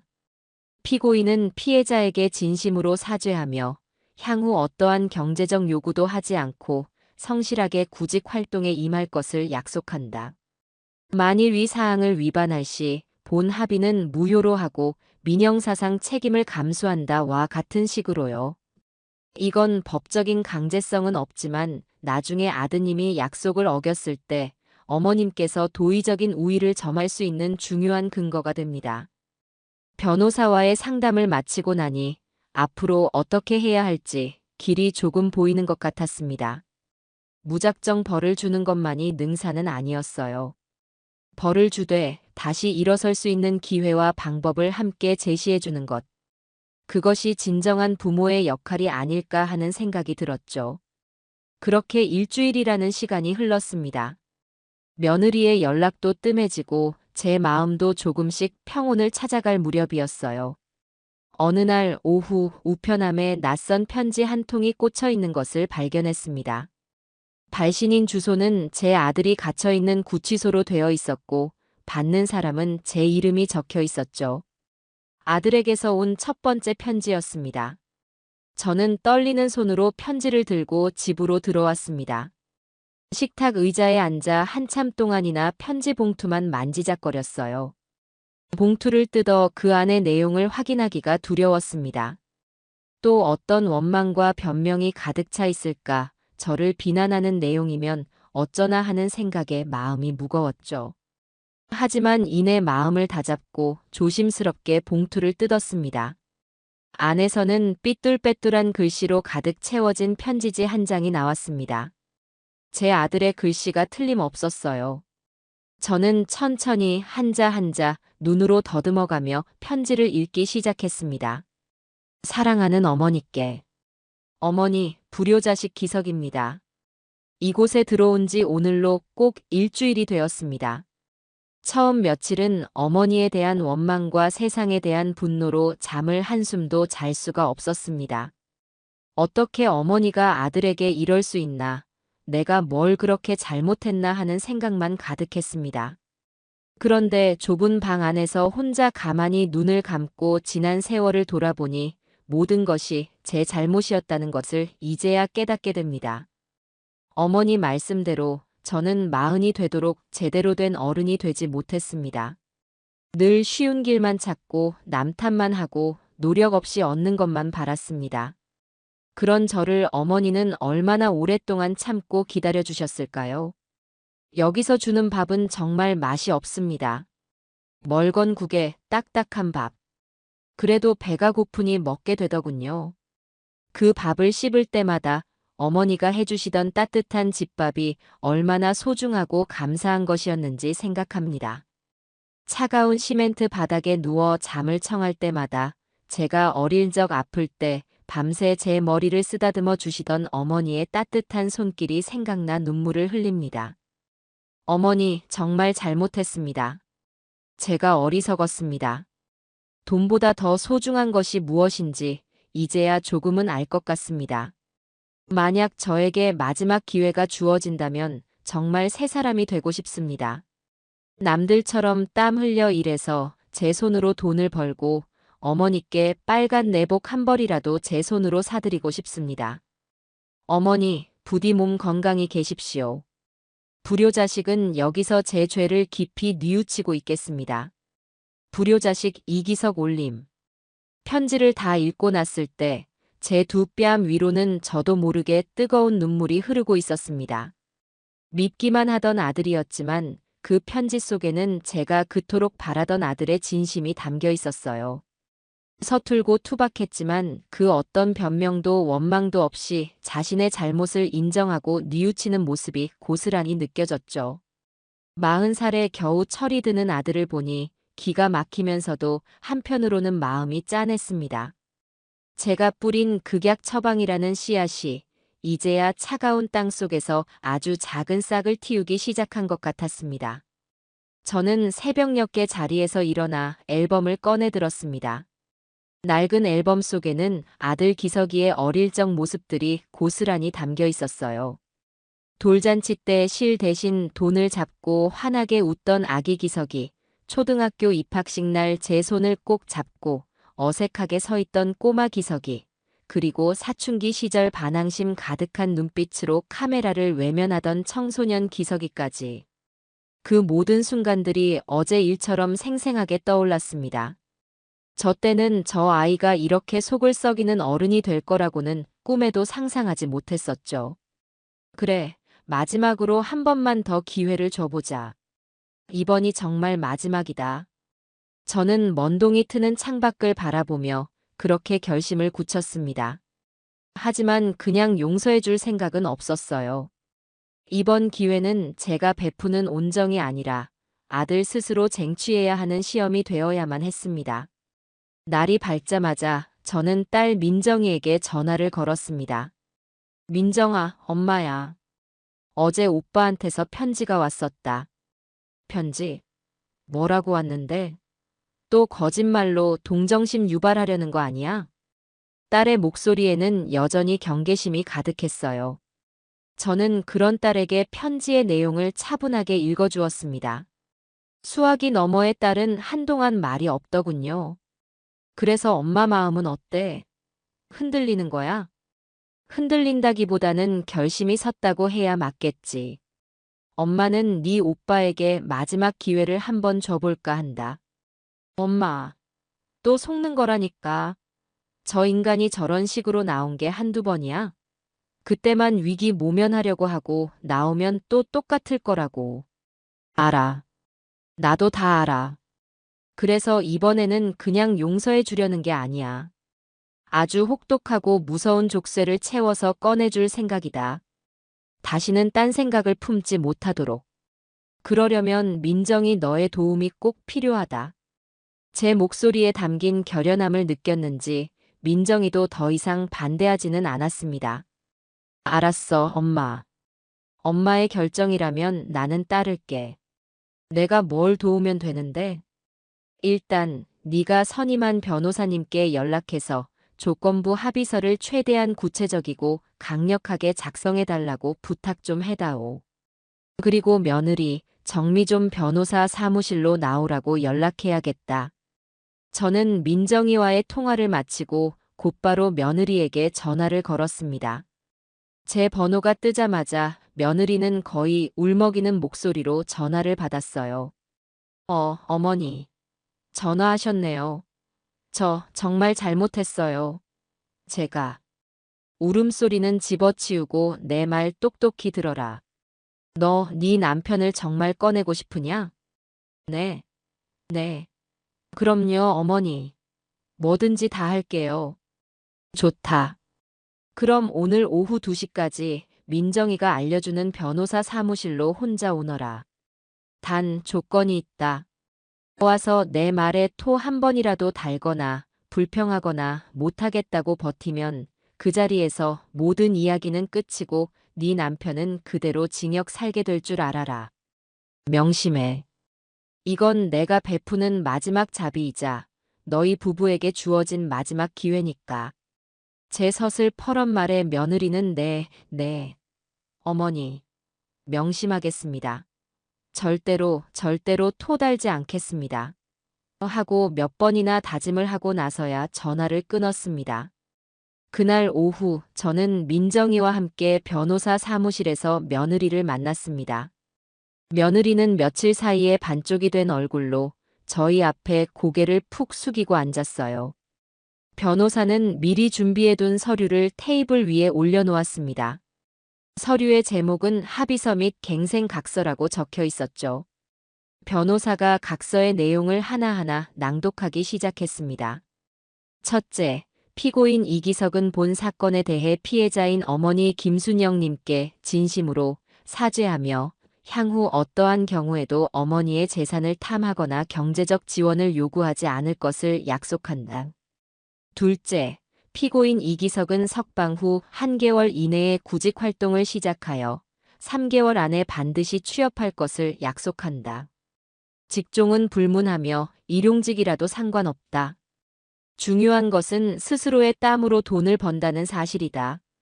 셋째, 취업 후 발생하는 모든 급여는 피고인이 임의로 처분할 수 없으며 전액 어머니 김순영님의 계좌로 자동 이체되도록 설정한다. 어머니는 이 금액으로 아들 부부의 공과금 및 최소한의 생활비를 관리 및 지급하며 나머지는 아들 부부의 미래를 위해 저축한다. 넷째, 피고인의 배우자 이정민은 본 사건의 방조 및 교사 책임을 통감하며 석방 후 1개월 이내에 관할 주민센터의 교양 프로그램 및 심리 상담 프로그램에 등록하여 6개월 이상 성실하게 이수할 것을 약속한다. 모든 과정은 증빙 자료를 통해 어머니께 보고해야 한다. 다섯째, 피고인 이기석과 배우자 이정민은 위에 명시된 모든 사항을 성실히 이행할 것을 약속하며 만일 단 하나의 조항이라도 위반할 시 본 합의는 즉시 무효가 되며 피해자 김순영님은 언제든지 고소를 다시 진행할 수 있고 피고인들은 이에 대한 모든 민형사상 책임을 감수할 것에 동의한다. 각서의 내용이 하나씩 읽힐 때마다 며느리 정미의 얼굴이 하얗게 질려갔습니다. 특히 월급을 모두 제게 맡겨야 한다는 조항과 자신이 심리 상담을 받아야 한다는 조항에서는 거의 기절할 것 같은 표정을 짓더군요. 어머니 이건 너무 심하신 거 아니에요? 저희 보고 어떻게 살라고. 며느리가 저도 모르게 불만을 터뜨리자마자 옆에 있던 민정이가 얼음장처럼 차가운 목소리로 말을 잘랐습니다. 심하다고요? 이게 심해요, 새언니. 어머니 재산 훔쳐서 감옥 가는 것보다 이게 더 심해요? 지금 새언니랑 오빠는 범죄자예요, 범죄자. 그런 사람들에게 엄마가 마지막 기회를 주시는 건데 지금 그걸 가지고 심하다, 안 심하다 따질 처지예요? 민정이의 호통에 며느리는 다시 입을 꾹 다물었습니다. 저는 그런 며느리를 지그시 바라보며 말했죠. 정미야, 이건 벌이 아니야. 너희가 다시는 잘못된 길로 빠지지 않도록 내가 만들어주는 안전장치다. 너희는 아직 돈을 관리할 능력도 올바른 생각을 할 능력도 부족해. 그러니 내가 옆에서 도와주겠다는 거다. 이게 싫으면 지금이라도 괜찮다. 이 각서 찢어버리고 네 남편은 그냥 법대로 징역 살게 하면 돼. 선택은 네가 하는 거야. 며느리는 한참 동안이나 각서와 제 얼굴을 번갈아 쳐다보며 갈등했습니다. 그 짧은 순간 며느리의 머릿속에서는 수만 가지 계산이 오고 갔겠죠. 하지만 결국 남편을 감옥에 보내는 것보다는 이 굴욕적인 각서를 받아들이는 것이 낫다고 판단한 모양입니다. 알겠습니다, 어머니. 어머니 말씀대로 다 할게요. 결국 며느리는 떨리는 손으로 각서에 자신의 이름을 쓰고 옆에 준비된 인주의 엄지손가락을 찍어 지장을 눌렀습니다. 그 모습을 보고 나서야 저는 변호사에게 고개를 끄덕였습니다. 며칠 뒤 저희가 제출한 합의서가 받아들여져 아들 기석이는 집행유예로 풀려나게 되었습니다. 저는 민정이와 함께 구치소 앞으로 아들을 마중 나갔습니다. 굳게 닫힌 철문이 열리고 며칠 사이에 수척해질 대로 수척해진 아들이 터덜터덜 걸어 나왔습니다. 아들은 저와 민정이를 발견하고는 그 자리에 우뚝 멈춰 섰습니다. 그리고는 아무 말 없이 저희를 향해 큰 절을 올렸습니다. 차가운 아스팔트 바닥에 이마를 대고 한참 동안이나 일어나지 않았죠. 저는 그런 아들에게 다가가 미리 준비해 온 두부 한 모를 내밀었습니다. 먹고 지난 일은 다 잊어라. 그리고 새로 시작하는 거다. 이건 네 인생의 마지막 기회야. 이 기회를 네 발로 차버리면 그때는 나도 더 이상 네 어미가 아니다. 아들은 말없이 두부를 받아들고 그 자리에서 와작와작 씹어 삼켰습니다. 눈에서는 뜨거운 눈물이 쉴 새 없이 흘러내리고 있었죠. 집으로 돌아오는 차 안에서는 아무도 말이 없었습니다. 그것은 행복한 해후가 아니었어요. 길고도 험난한 새로운 시작을 알리는 무거운 침묵이었습니다. 저는 창밖을 바라보며 부디 제 아들이 이 마지막 기회를 헛되이 날려버리지 않기만을 간절히 기도했습니다. 구치소에서 나온 아들놈의 세 사람 되기 프로젝트는 그 다음 날 동이 트기도 전부터 아주 혹독하게 시작되었습니다. 저는 알람이 울리기도 전인 새벽 5시에 잠자리에서 일어나 아들 내외가 자고 있는 방문을 마치 전쟁터의 지휘관처럼 사정없이 두드렸어요. 일어나거라. 해가 중천에 뜨겠다. 죗값 치르려면 남들보다 2배, 3배는 더 부지런해야 하는 거 몰라. 방 안에서는 엄마 5분만 하는 잠꼬대와 함께 이불 속에서 꼼지락거리는 소리만 들려올 뿐이었죠. 그 뻔뻔하고 나태한 소리에 제 속에서 다시 천불이 나는 것 같았습니다. 저는 인상을 있는 대로 찌푸리며 목소리에 얼음을 담아 외쳤습니다. 5 센다. 그 안에 문 밖으로 안 튀어나오면 어제 니들이 피눈물 흘리며 지장 찍은 그 갱생 각서 바로 컬러 복사해서 니들 가는 곳마다 이정표처럼 붙여놓고 원본은 사진 찍어서 민정이 변호사한테 바로 보낼 줄 알아라. 하나, 둘. 변호사라는 세 글자는 역시나 효과가 아주 뛰어났어요. 제 말이 채 끝나기도 전에 방문이 벌컥 열리며 아들 기석이가 퉁퉁 부은 얼굴로 거의 굴러 나오다시피 했습니다. 머리는 폭탄 맞은 까치집을 지었고 잠옷은 상하이가 따로 놀며 다 돌아가 있는 꼴이 아주 말이 아니었죠. 어머니 벌써요? 지금 몇 시인데요? 밖은 아직 깜깜한데요. 몇 시긴 몇 시야? 네 눈에는 이게 해가 안 뜬 걸로 보이니? 네 인생은 이미 해가 지다 못해 깜깜한 밤중이야. 당장 가서 정신 번쩍 나게 찬물로 씻고 옷 갈아입어라. 너 오늘부터 돈 벌러 가야지. 네, 오늘부터요? 어머니, 저 어제 나왔는데 적응할 시간도 좀 주셔야죠. 하루 정도는 좀 쉬고. 아들놈이 웅얼거리며 감히 변명을 하려고 했지만 저는 그 말을 들을 가치도 없다는 듯 단칼에 잘랐습니다. 쉬어? 누가 쉴 자격이 있다고 감히 쉬어? 너 나라에서 주는 공짜 밥 먹으면서 며칠 동안이나 편하게 쉬었잖아. 이제 그 밥값 해야지. 30분 준다. 그 안에 사람이 사는 꼴로 준비 못하면 오늘부터 국물도 없을 줄 알아. 제 서슬 퍼런 기세에 아들은 더 이상 아무 말도 못하고 비틀거리는 걸음으로 좀비처럼 화장실로 향했습니다. 잠시 후 안방에서 들려오는 소란에 잠이 깬 며느리 정미도 잔뜩 불만스러운 얼굴로 거실에 나왔어요. 어머니, 아무리 그래도 너무하세요. 사람이 잠은 자야 일을 하죠. 그리고 아침밥은요? 밥은 주셔야 내보내죠. 밥. 밥은 일하러 가서 흙바닥에 앉아 먹는 밥이 제일 꿀맛인 법이야. 어디 일도 안 하고 빈둥거리는 사람 입에 쌀밥이 넘어가니? 그리고 너도 마찬가지야. 너는 오늘부터 주민센터 가서 무슨 교양 프로그램이 있는지 싹 다 알아보고 제일 한심한 너한테 어울릴 만한 걸로 당장 등록해라. 어제 각서의 배우자 이정민은 하고 시작하는 네 번째 조항. 벌써 잊었어? 아니, 그걸 꼭 오늘부터 해야 해요? 저도 어제 남편 때문에 심장이 철렁해서 놀란 것 때문에 몸살 날 지경인데. 몸살? 네가 한 게 뭐가 있다고 몸살이나. 진짜 뼈마디가 쑤시는 몸살이 뭔지 구경하고 싶으면 계속 그렇게 소파에 누워서 불평만 하고 있어 봐라. 내가 아주 뼈저리게 느끼게 해줄 테니. 제 싸늘한 말에 며느리는 입을 오리처럼 삐죽 내밀면서도 더 이상 토를 달지는 못했습니다. 그렇게 저희 집의 새로운 아침은 보이지 않는 팽팽한 전쟁으로 시작되었죠.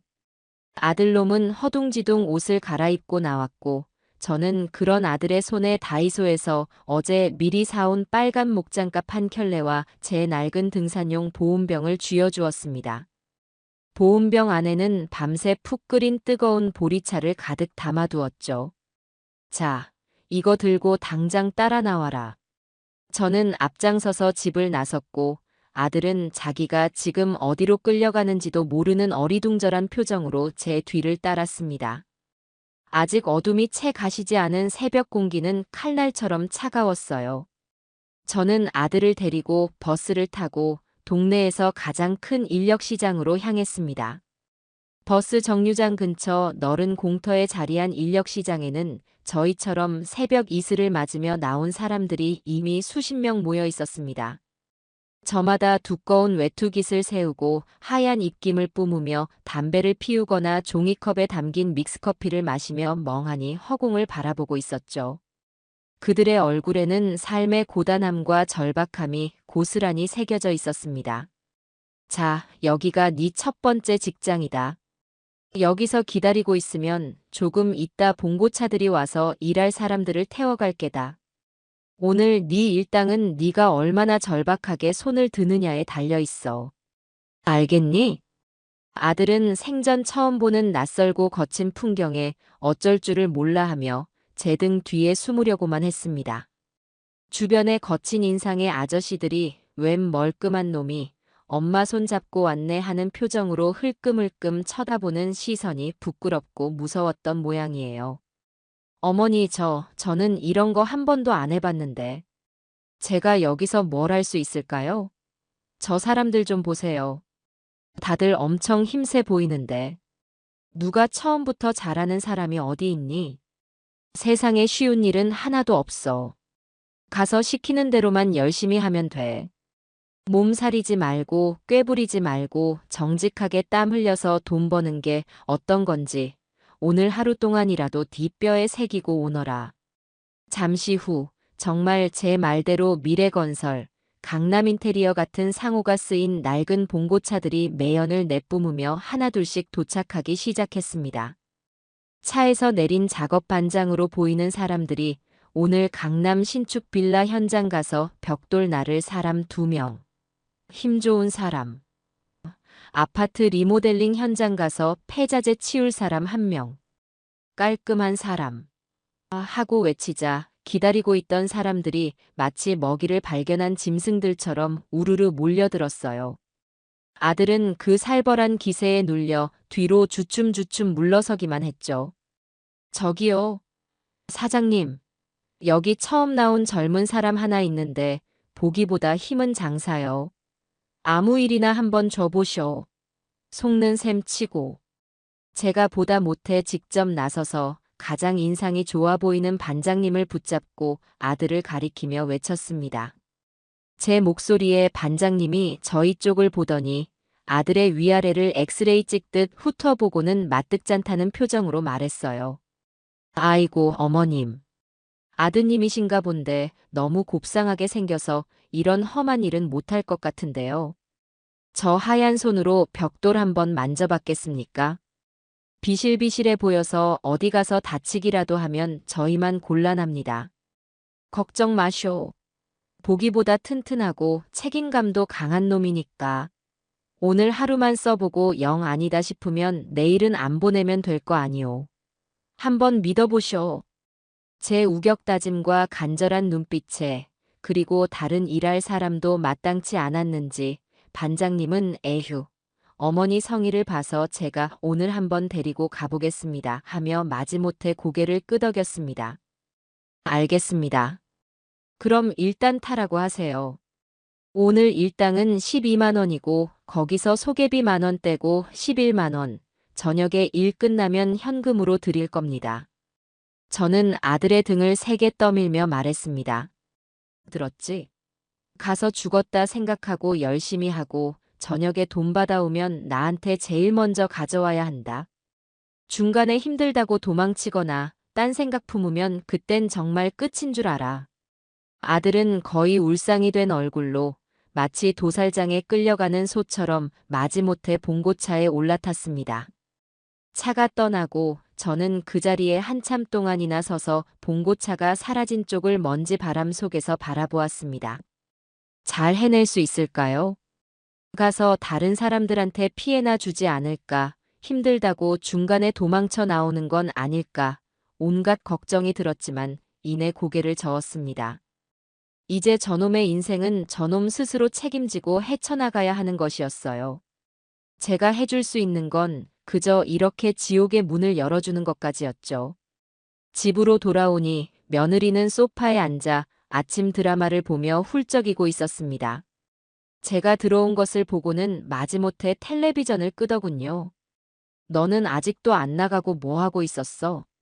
드라마 볼 시간은 있고 네 인생 바로잡을 시간은 없니? 아, 지금 가려고요. 주민센터가 몇 시에 문 여는지 인터넷으로 검색 좀 해보느라. 핑계는. 그놈의 스마트폰으로는 쓸데없는 것만 보지. 지금 당장 가서 알아봐. 그리고 오늘 안에 프로그램 등록하고 나한테 등록증 사진 찍어서 보내. 안 그러면 오늘부터 네 밥, 네가 직접 벌어서 차려 먹어야 할 줄 알아. 제 호통의 며느리는 결국 무거운 몸을 일으켜 밖으로 나갔습니다. 저는 텅 빈 집에 혼자 남아 대청소를 시작했습니다. 아들 내외가 어질러 놓은 옷가지들을 개고 먼지를 털고 바닥을 닦으며 제 마음속의 어지러운 생각들도 함께 정리하는 기분이었어요. 과연 제 이 혹독한 처방이 약이 될까요? 아니면 독이 될까요? 지금으로서는 그저 믿고 기다리는 수밖에 없었습니다. 오후가 되어 며느리에게서 문자 메시지가 왔습니다. 주민센터에서 운영하는 시와 함께하는 인문학 교실이라는 아주 거창한 이름의 프로그램에 등록했다는 내용과 함께 세상에서 가장 어색한 표정으로 찍은 등록증 사진이 첨부되어 있었죠. 저는 그 문자에 잘했다. 수업 빠지면 각서대로 이행한다. 단 2문장만 보내주었습니다. 저녁 시간이 다 되어도 아들은 돌아오지 않았습니다. 저는 혹시나 하는 마음에 현관문만 쳐다보며 애를 태웠어요. 그러다 밤 9시가 다 되어서야 현관문이 아주 조심스럽게 거의 기어 들어오는 소리와 함께 열렸습니다. 들어온 사람은 아들 기석이었어요. 아들의 모습은 그야말로 말이 아니었습니다. 온몸은 회색 흙먼지로 뒤덮여 있었고 얼굴은 해쓱하게 변해 있었죠. 머리카락은 땀에 젖어 이마에 미역처럼 달라붙어 있었고 걸음걸이는 천근만근 무거운 돌덩이라도 매단 것처럼 힘겨워 보였습니다. 저는 아무 말 없이 식탁을 가리켰습니다. 식탁 위에는 제가 미리 차려둔 저녁상이 있었죠. 따뜻한 밥과 시원한 콩나물국, 그리고 고등어구이와 제가 직접 무친 나물 반찬들이었습니다. 아들은 잠시 멍하니 저녁상을 바라보더니 이내 화장실로 가 한참 동안이나 손발을 씻고 나왔습니다. 그리고는 의자에 앉아 허겁지겁 밥을 먹기 시작했어요. 얼마나 배가 고팠는지 누가 보면 며칠은 굶은 사람처럼 고개를 한 번도 들지 않고 밥그릇을 싹싹 비웠습니다. 그 모습을 보니 마음 한구석이 또 짠해왔어요. 밥을 다 먹고 난 아들은 작업복 바지 주머니에서 꼬깃꼬깃하고 흙먼지 묻은 돈 봉투 하나를 꺼내 제 앞에 조심스럽게 내밀었습니다. 어머니 여기요. 봉투 안에는 10,000원짜리 지폐 11장이 들어있었습니다. 제 아들놈이 40평생 처음으로 제 힘으로 제 정직한 땀을 흘려 벌어온 피 같은 돈이었죠. 저는 그 돈 봉투를 말없이 받아들었습니다. 지폐에서는 아직도 낯선 흙먼지 냄새가 나는 것 같았어요. 오늘 어땠니? 할 만했어. 제 질문에 아들은 한참 동안이나 말이 없었습니다. 그러더니 나지막한 갈라진 목소리로 대답하더군요. 힘들었어요. 정말 죽을 만큼 힘들었어요. 아침부터 저녁까지 시멘트 포대를 날랐는데 나중에는 팔이 제 팔이 아닌 것 같았고 점심으로 먹은 밥은 무슨 맛이었는지 기억도 안 나요. 모래를 씹는 것 같았어요. 같이 일하는 아저씨들이 저보고 새님이라고 비실거린다고 막 뭐라고 하는데 아무 대꾸도 할 수가 없었어요. 정말 제가 너무 한심하고 부끄러워서. 아들의 목소리가 점점 더 떨려왔고 고개를 푹 숙인 어깨가 작게 들썩였습니다. 그런데 이상해요, 어머니. 몸은 이렇게 부서질 것처럼 힘든데 마음은 이상하게 편하네요. 빚에 쪼들릴 때도 어머니한테 돈 달라고 떼쓸 때도 느껴보지 못했던 그런 이상한 기분이에요. 평생 처음 느껴보는 기분이에요. 그 말을 하는 아들의 눈에 아주 작은 물기가 어리는 것을 보았습니다. 저는 아무 말 없이 아들의 투박해진 어깨를 두어 번 토닥여 주었습니다. 그리고는 봉투에서 10,000원짜리 지폐 한 장을 꺼내 아들에게 건넸습니다. 이건 오늘 네가 흘린 땀의 대가다. 오늘 하루 정말 고생했으니 이건 네 용돈으로 써라. 이걸로 내일 아침에 일하러 갈 때 따뜻한 커피라도 한 잔 사 마시거라. 아들은 잠시 망설이다가 이내 떨리는 손으로 그 돈을 받아들었습니다. 10,000원짜리 지폐 한 장을 마치 세상에서 가장 소중한 보물이라도 되는 것처럼 두 손으로 꼭 쥐는 모습을 보니 저도 모르게 눈시울이 뜨거워졌습니다. 그날 밤 저희 집에는 아주 오랜만에 어색하지만 평화로운 기운이 감돌았습니다. 그것은 아주 작지만 너무나도 분명한 변화의 시작이었습니다. 아들이 인력시장에 나가기 시작한 지 한 달이라는 시간이 흘렀습니다. 그동안 저희 집에는 아주 작지만 의미 있는 변화들이 조용히 쌓여가고 있었죠. 가장 큰 변화는 아침에 제가 더 이상 악을 쓰며 깨우지 않아도 아들놈이 스스로 새벽 5시에 일어난다는 것이었어요. 처음 며칠은 죽을 상을 하고 일어나더니 이제는 제법 익숙해졌는지 말없이 씻고 제가 타주는 보리차 한 잔을 마시고 다녀오겠습니다. 작은 목소리로 인사를 하고 집을 나섰습니다. 물론 그 한 달이라는 과정이 비단길처럼 순탄하기만 했던 것은 절대 아니에요. 일주일쯤 지났을까요? 장대비가 쏟아지던 어느 날 아침에는 어머니, 오늘 같은 날은 공사 현장 일이 없대요. 인력시장 나가봤자 허탕이에요라며 이불 속에서 꼼짝도 안 하려고 꾀를 부리기도 했죠. 또 어떤 날은 어제 같이 일하던 아저씨랑 시비가 붙어서 싸웠는데 오늘 그 현장 가기 너무 껄끄러워요라며 어린애처럼 투정을 부리기도 했습니다. 그럴 때마다 저는 조금도 봐주지 않았습니다. 비가 오면 우비를 입고 가서 실내에서 할 수 있는 다른 일이라도 찾아봐야지. 언제까지 날씨 탓만 하고 살래? 그리고 싸웠으면 네가 먼저 가서 죄송하다고 사과하고 풀어야지. 40살 먹은 놈이 애들처럼 편 가르고 왕따 놀이할 거야? 당장 못 일어나. 제 호통에 억지로 집을 나서는 아들의 뒷모습을 볼 때면 제 마음도 편치만은 않았습니다. 내가 너무 심하게 하나 저러다 엇나가는 건 아닐까 하는 걱정이 들기도 했지만 저는 그때마다 마음을 다잡았습니다. 지금 어설프게 동정심을 보였다가는 지난 한 달의 노력이 모두 수포로 돌아갈 게 뻔했으니까요. 며느리 정미도 마지못해 일주일에 2번씩 주민센터 시와 함께하는 인문학 교실에 나갔습니다. 처음에는 어머니 가봤자 다 늙은 할머니들밖에 없고 맨날 똑같은 시나 읽고 있으니 재미도 하나도 없어요라며 온갖 불평을 늘어놓았지만 제가 눈 하나 깜짝하지 않자 결국 포기한 듯 했습니다. 그러던 어느 날 며느리가 인문학 교실에서 받아왔다며 삐뚤빼뚤한 글씨로 쓴 A4 용지 한 장을 제게 툭 던지듯 내밀더군요. 풀꽃이라는 제목의 짧은 시였어요. 내용은 자세히 보아야 예쁘다, 오래 보아야 사랑스럽다, 너도 그렇다 하는 저도 몇 번 들어본 적 있는 아주 유명한 시였죠. 이게 뭐냐? 숙제 검사라도 해달라는 거냐? 제가 퉁명스럽게 묻자 며느리가 우물쭈물하며 대답했습니다. 그냥 거기서 다 같이 한번 따라서 써보라고 해서 써봤어요. 그런데 선생님이 제가 쓴 걸 보더니 글씨는 엉망이지만 진심이 느껴진다고 잘 썼다고 칭찬해 주셨어요. 저는 아무 말 없이 며느리가 건넨 종이를 받아들고 한참을 들여다보았습니다. 정말 글씨는 초등학생이 쓴 것처럼 엉망이었지만 꾹꾹 눌러 쓴 정성은 느껴졌어요. 저는 그 종이를 들고 부엌으로 가 냉장고 문에 자석으로 반듯하게 붙여두었습니다. 며느리는 그 모습을 보고는 조금 놀란 듯 하면서도 싫지는 않은 표정으로 제 눈치를 살폈어요. 그날 이후로 며느리의 불평이 아주 조금은 줄어들었습니다. 아들놈이 한 달 동안 꼬박꼬박 벌어온 돈은 제 통장에 차곡차곡 쌓여갔습니다. 하루도 빠짐없이 흙먼지 묻은 봉투를 제게 내밀면 저는 그 자리에서 꼼꼼하게 돈을 세어보고 수고했다 한마디와 함께 10,000원짜리 한 장을 용돈으로 건네고 나머지는 모두 저축했어요. 그렇게 모인 돈이 어느새 200만 원을 훌쩍 넘겼죠.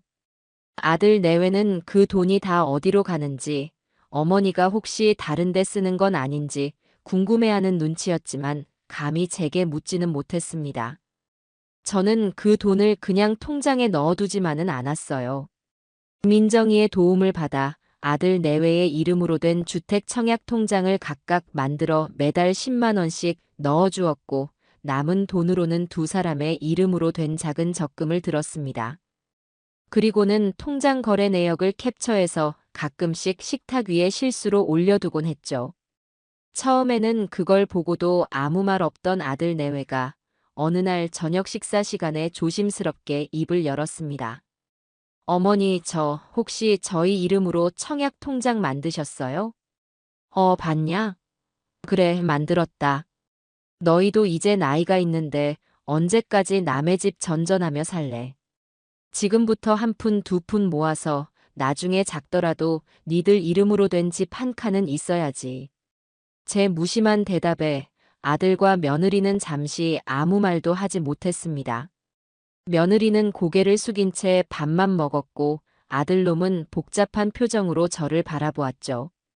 그날 이후 아들은 일을 나가서 다치지 않으려고 더 조심하는 것 같았고 며느리는 주민센터에 가서도 예전처럼 구석에 앉아 딴짓만 하지는 않는 모양이었습니다. 하지만 사람의 본성은 그렇게 쉽게 변하는 것이 아니겠지요. 아들이 일을 나간 지 한 달이 거의 다 되어갈 무렵 작은 사건이 하나 터졌습니다. 그날따라 아들이 저녁 늦게까지 돌아오지 않았어요. 전화를 해도 받지를 않았죠. 저는 혹시나 공사 현장에서 무슨 사고라도 난 건 아닌가 싶어 온갖 나쁜 상상을 하며 발을 동동 굴렀습니다. 밤 11시가 다 되어서야 아들놈이 비틀거리는 걸음으로 집에 들어왔습니다. 얼굴은 시뻘겋게 달아올라 있었고 온몸에서는 역한 술 냄새가 진동을 했죠. 너 이놈의 자식, 이게 무슨 짓이야? 전화는 왜 안 받고 이 시간까지 어딜 싸돌아다니다가 술까지 마시고 들어와. 제가 고함을 지르자 아들이 혀가 꼬인 목소리로 대답했습니다. 어머니, 제가 오늘 월급날이라고 반장님이랑 아저씨들이 한잔하자고 해서. 딱 한 잔만 마신다는 게. 월급날? 월급은 어딨는데. 네가 번 돈 나한테 먼저 가져오기로 한 약속은 잊었어? 제 말에 아들은 그제야 생각났다는 듯 주머니를 뒤져 돈 봉투를 꺼냈습니다. 그런데 봉투가 평소보다 훨씬 가벼웠어요. 돈을 세어보니 거의 10만 원 가까이 비었습니다. 이건 뭐야? 돈이 왜 이것밖에 없어? 나머지 돈은 어디 갔어? 그게 제가 아저씨들한테 한턱 쏜다고 술값을 좀 냈어요. 제가 막내니까 그래도 된다고 해서. 그 말을 듣는 순간 저는 이성의 끈이 툭 하고 끊어지는 것을 느꼈습니다. 저는 그 자리에서 돈 봉투를 아들의 얼굴에 집어 던졌습니다. 이런 철딱선이 없는 놈. 네가 지금 누구한테 한턱 쏠 형편이야. 네 빚이 얼마인지는 알고 있어? 아니, 마누라랑 너 내 집에서 공짜로 먹고 자는 건 생각 안 해? 그깟 사람들한테 잘 보이려고 네 가족들 등골 빼먹는 돈을 그렇게 함부로 써? 제 불호령에 아들은 술이 확 깨는 듯 그 자리에 무릎을 꿇고 고개를 숙였습니다. 며느리도 방에서 뛰쳐나와 어쩔 줄을 몰라 했죠. 저는 떨리는 목소리로 말했습니다. 당장 나가. 내 집에서 나가. 너처럼 책임감 없는 놈은 더 이상 내 아들로 생각 안 할란다. 니들이 지장 찍은 각서 내일 당장 변호사한테 보낼 테니 다시 구치소로 돌아갈 준비나 해. 제 말에 아들과 며느리의 얼굴이 새하얗게 질렸습니다. 두 사람은 제 발치에 엎드려 어머니 잘못했어요. 한 번만 용서해 주세요. 를 외치며 싹싹 빌었지만 저는 냉정하게 돌아섰습니다. 그날 밤 저희 가족은 다시 얼음장 같은 냉전 상태로 돌아갔습니다. 저는 안방 문을 걸어 잠갔고 아들 내외는 거실에서 뜬 눈으로 밤을 새워야 했죠. 아주 작은 불씨 하나가 지난 한 달 동안 겨우 쌓아 올린 공든 탑을 무너뜨릴 수도 있다는 것을 저희 가족 모두가 뼈저리게 깨닫는 밤이었습니다. 아들이 월급으로 술을 사 마시고 들어온 그날 밤, 저희 집에는 살얼음판 같은 냉기가 흘렀습니다. 저는 안방 문을 걸어 잠근 채 한숨도 자지 못했고 아들 내외는 거실 소파에 앉아 뜬 눈으로 밤을 새운 모양이었습니다. 내가 너무 심했나, 그래도 처음 번 월급인데 하는 생각과 이번에 버릇을 단단히 고치지 않으면 또 같은 실수를 반복할 것이라는 생각이 밤새 제 머릿속에서 싸웠죠. 다음 날 아침, 저는 평소보다 더 차가운 얼굴로 거실에 나갔습니다. 아들 내외는 제 눈치만 살피며 어쩔 줄을 몰라 했어요. 저는 아무 말 없이 전날 밤 아들이 제 얼굴에 던지다시피 했던 돈 봉투와 냉장고에 붙여두었던 며느리의 풀꽃이, 그리고 제가 그동안 몰래 관리하던 아들 내외의 청약 통장과 적금 통장을 들고 와 식탁 위에 올려놓았습니다. 이기석, 이정미. 너희 둘 다 이리 와서 앉아라. 제 서늘한 목소리에 두 사람은 마지못해 식탁 의자에 앉았습니다. 저는 통장들을 두 사람 앞에 내밀며 말했죠. 이게 뭔지 아니? 너희가 지난 한 달 동안 땀 흘려번 돈으로 내가 너희 이름으로 만들어준 통장들이다. 너희는 내가 그 돈을 다 떼먹는 줄 알았겠지만 나는 너희가 나중에 작더라도 니들 힘으로 집 한 칸 마련하고 사람답게 살기를 바라는 마음에서 이렇게 차곡차곡 모으고 있었다. 통장의 거래 내역을 확인한 두 사람의 눈이 동그랗게 커졌습니다. 특히 며느리는 믿을 수 없다는 표정으로 통장과 제 얼굴을 번갈아 쳐다보았죠. 그리고 이건 네가 어제 번 돈이다. 고작 하룻밤 술값으로 네 마누라가 배울 수 있었던 시 한 편의 값어치와 니들 미래의 집 한 칸의 벽돌 몇 장을 날려버린 돈이야. 그 돈이 그렇게 아깝지 않았니? 제 말에 아들은 고개를 푹 숙인 채 아무 말도 하지 못했습니다. 어깨가 잘게 떨리는 것을 보니 울고 있는 것 같았어요. 어머니, 제가 정말 생각이 짧았어요. 죄송해요. 정말 면목이 없습니다. 됐다. 사과는 그만해라. 이제부터가 중요하니까. 너 오늘 인력시장 나가지 마라. 제 말에 아들이 고개를 번쩍 들었습니다. 네. 왜요, 어머니? 저 일 나가야 하는데. 오늘은 일 나가지 말고 나랑 같이 갈 데가 있다. 너희 둘 다 당장 씻고 옷 갈아입어. 저는 두 사람을 데리고 집을 나섰습니다. 저희가 향한 곳은 버스를 두 번이나 갈아타야 하는 도시 외곽의 한 공원이었습니다. 그 공원에는 나라를 위해 싸우다 돌아가신 분들을 모셔놓은 현충탑이 있었죠. 저는 현충탑 앞에 아들 내외를 세우고 국화꽃 두 송이를 각각 손에 쥐어주었습니다. 여기가 어딘지 아니? 나라를 위해서 그리고 자기 가족을 위해서 목숨까지 바친 분들이 잠들어 계신 곳이다. 저분들에 비하면 네가 어제 흘린 땀방울이나 내가 겪은 고생은 아무것도 아니야. 그런데 너는 고작 동료들한테 잘 보이고 싶다는 그 알량한 자존심 때문에 네 가족의 미래를 팔아넘기려고 했다. 부끄러운 줄 알아야지. 제 숙연한 말에 아들과 며느리는 아무 말 없이 현충탑을 향해 고개를 숙였습니다. 저희는 한참 동안이나 그곳에 서서 묵념을 했습니다. 시원한 가을바람이 저희의 어지러운 마음을 조금은 씻어주는 것 같았어요. 집으로 돌아오는 길, 아들이 조심스럽게 제게 말했습니다. 어머니, 저 오늘 현장 반장님한테 전화가 왔었어요. 뭐라고 하더냐? 어제 술 마신 거 가지고 뭐라고 하디? 아니요. 그게 아니라 제가 그동안 성실하게 일하는 걸 보고 반장님이 저를 좋게 봐주셨나 봐요. 앞으로는 인력 시장 안 나오고 바로 자기 팀으로 들어와서 정식으로 일해보지 않겠냐고. 이건 이번 달 남은 날짜까지 계산해서 미리 주신 가불금이라며 아까 봉투를 하나 주셨어요. 아들은 주머니에서 하얀 봉투 하나를 꺼내 제게 내밀었습니다. 평소에 받아오던 누런 일당 봉투가 아니었어요.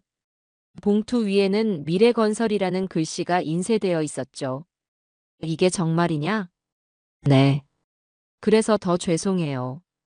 반장님은 저를 이렇게 믿어주시는데 저는 어제 그런 한심한 짓을 했으니. 저는 봉투를 열어보았습니다. 안에는 50만 원이라는 제법 큰 돈이 들어있었어요. 40평생 처음으로 아들놈이 누군가에게 인정을 받고 직장이라는 것을 구한 순간이었습니다. 저는 저도 모르게 가슴이 뭉클해지는 것을 느꼈지만 애써 태연한 척하며 말했습니다. 그래, 잘 됐다.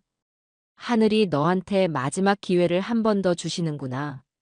이제 시작이야. 앞으로 더 열심히, 더 정직하게 살아야 한다. 알았지? 네, 어머니. 정말 열심히 할게요. 다시는 어머니 실망시켜드리지 않을게요. 그날 저녁, 저는 아주 오랜만에 실력 발휘를 해서 푸짐한 저녁상을 차렸습니다. 아들이 좋아하는 갈비찜도 하고 잡채도 만들었죠.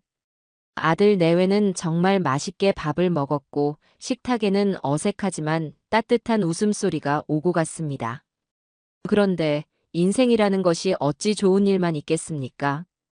행복은 늘 예고 없이 찾아오는 불행과 함께 오는 법일까요? 그렇게 평화로운 저녁을 보내고 며칠이 지난 어느 날 저희 집에 험상궂은 인상의 남자 두 명이 찾아왔습니다. 저는 인터폰 화면에 비친 낯선 얼굴들을 보고 문을 열어주지 않았어요. 누구세요? 여기 이기석 씨 댁 맞습니까? 저희는 희망캐피탈 대부에서 왔습니다. 이기석 씨가 저희한테 쓴 돈이 있는데 몇 달째 이자 한 푼 갚지를 않아서 직접 찾아왔습니다. 그 말을 듣는 순간 제 심장이 다시 한번 철렁 내려앉았습니다. 대부업체라니. 잊고 있던 과거의 그림자가 이제 막 한 걸음을 떼려는 아들의 발목을 잡으러 온 것이었죠. 저는 문을 열지 않은 채 침착하게 대답했습니다. 그런 사람 여기 안 삽니다. 잘못 찾아오셨어요. 아, 이 아줌마가 끝까지 오리발을 내미시네. 우리가 주소랑 가족관계까지 다 알아보고 왔는데. 문 안 열어. 이 문짝 확 부숴버리기 전에 빨리 열어. 문 밖에서 고함 소리와 함께 문을 발로 쾅쾅 차는 소리가 들려왔습니다. 저는 덜컥 겁이 났지만 애써 마음을 다잡고 스마트폰으로 112를 눌렀습니다. 제가 경찰에 신고하는 소리를 들었는지 문 밖의 남자들은 두고 봐. 내일 또 올 테니 그때는 가만 안 둬. 하고 욕설을 퍼붓고는 사라졌습니다. 그날 밤 집에 돌아온 아들에게 이 사실을 이야기하자 아들의 얼굴이 새하얗게 질렸습니다. 그게 그러니까 예전에 친구랑 같이 작은 인터넷 쇼핑몰 사업한다고 빌렸던 돈인데 일이 잘 안 돼서 그동안 이자도 못 내고 있었어요. 죄송해요, 어머니. 또 어머니 걱정만 끼쳐드리고 정말 죄송해요. 아들은 제 앞에 무릎을 꿇고 빌었습니다. 며느리도 옆에서 어쩔 줄을 몰라 하며 울먹이고 있었죠. 예전 같았으면 저는 이런 왼수 같은 놈. 넌 대체 사고를 몇 개나 치고 다니는 거야? 하고 소리를 지르며 아들의 등짝을 때렸을 겁니다. 하지만 저는 그러지 않았어요. 한 달 동안 아들이 보여준 변화와 오늘 아침 현충탑 앞에서 다짐했던 그 눈빛을 믿어보기로 했으니까요. 일어나거라. 언제까지 그렇게 무릎만 꿇고 있을래? 그래서 빚이 전부 얼마인데? 원금은 2천만 원인데 이자가 눈덩이처럼 불어서 지금은 거의 3천만 원 가까이 될 거예요. 3천만 원.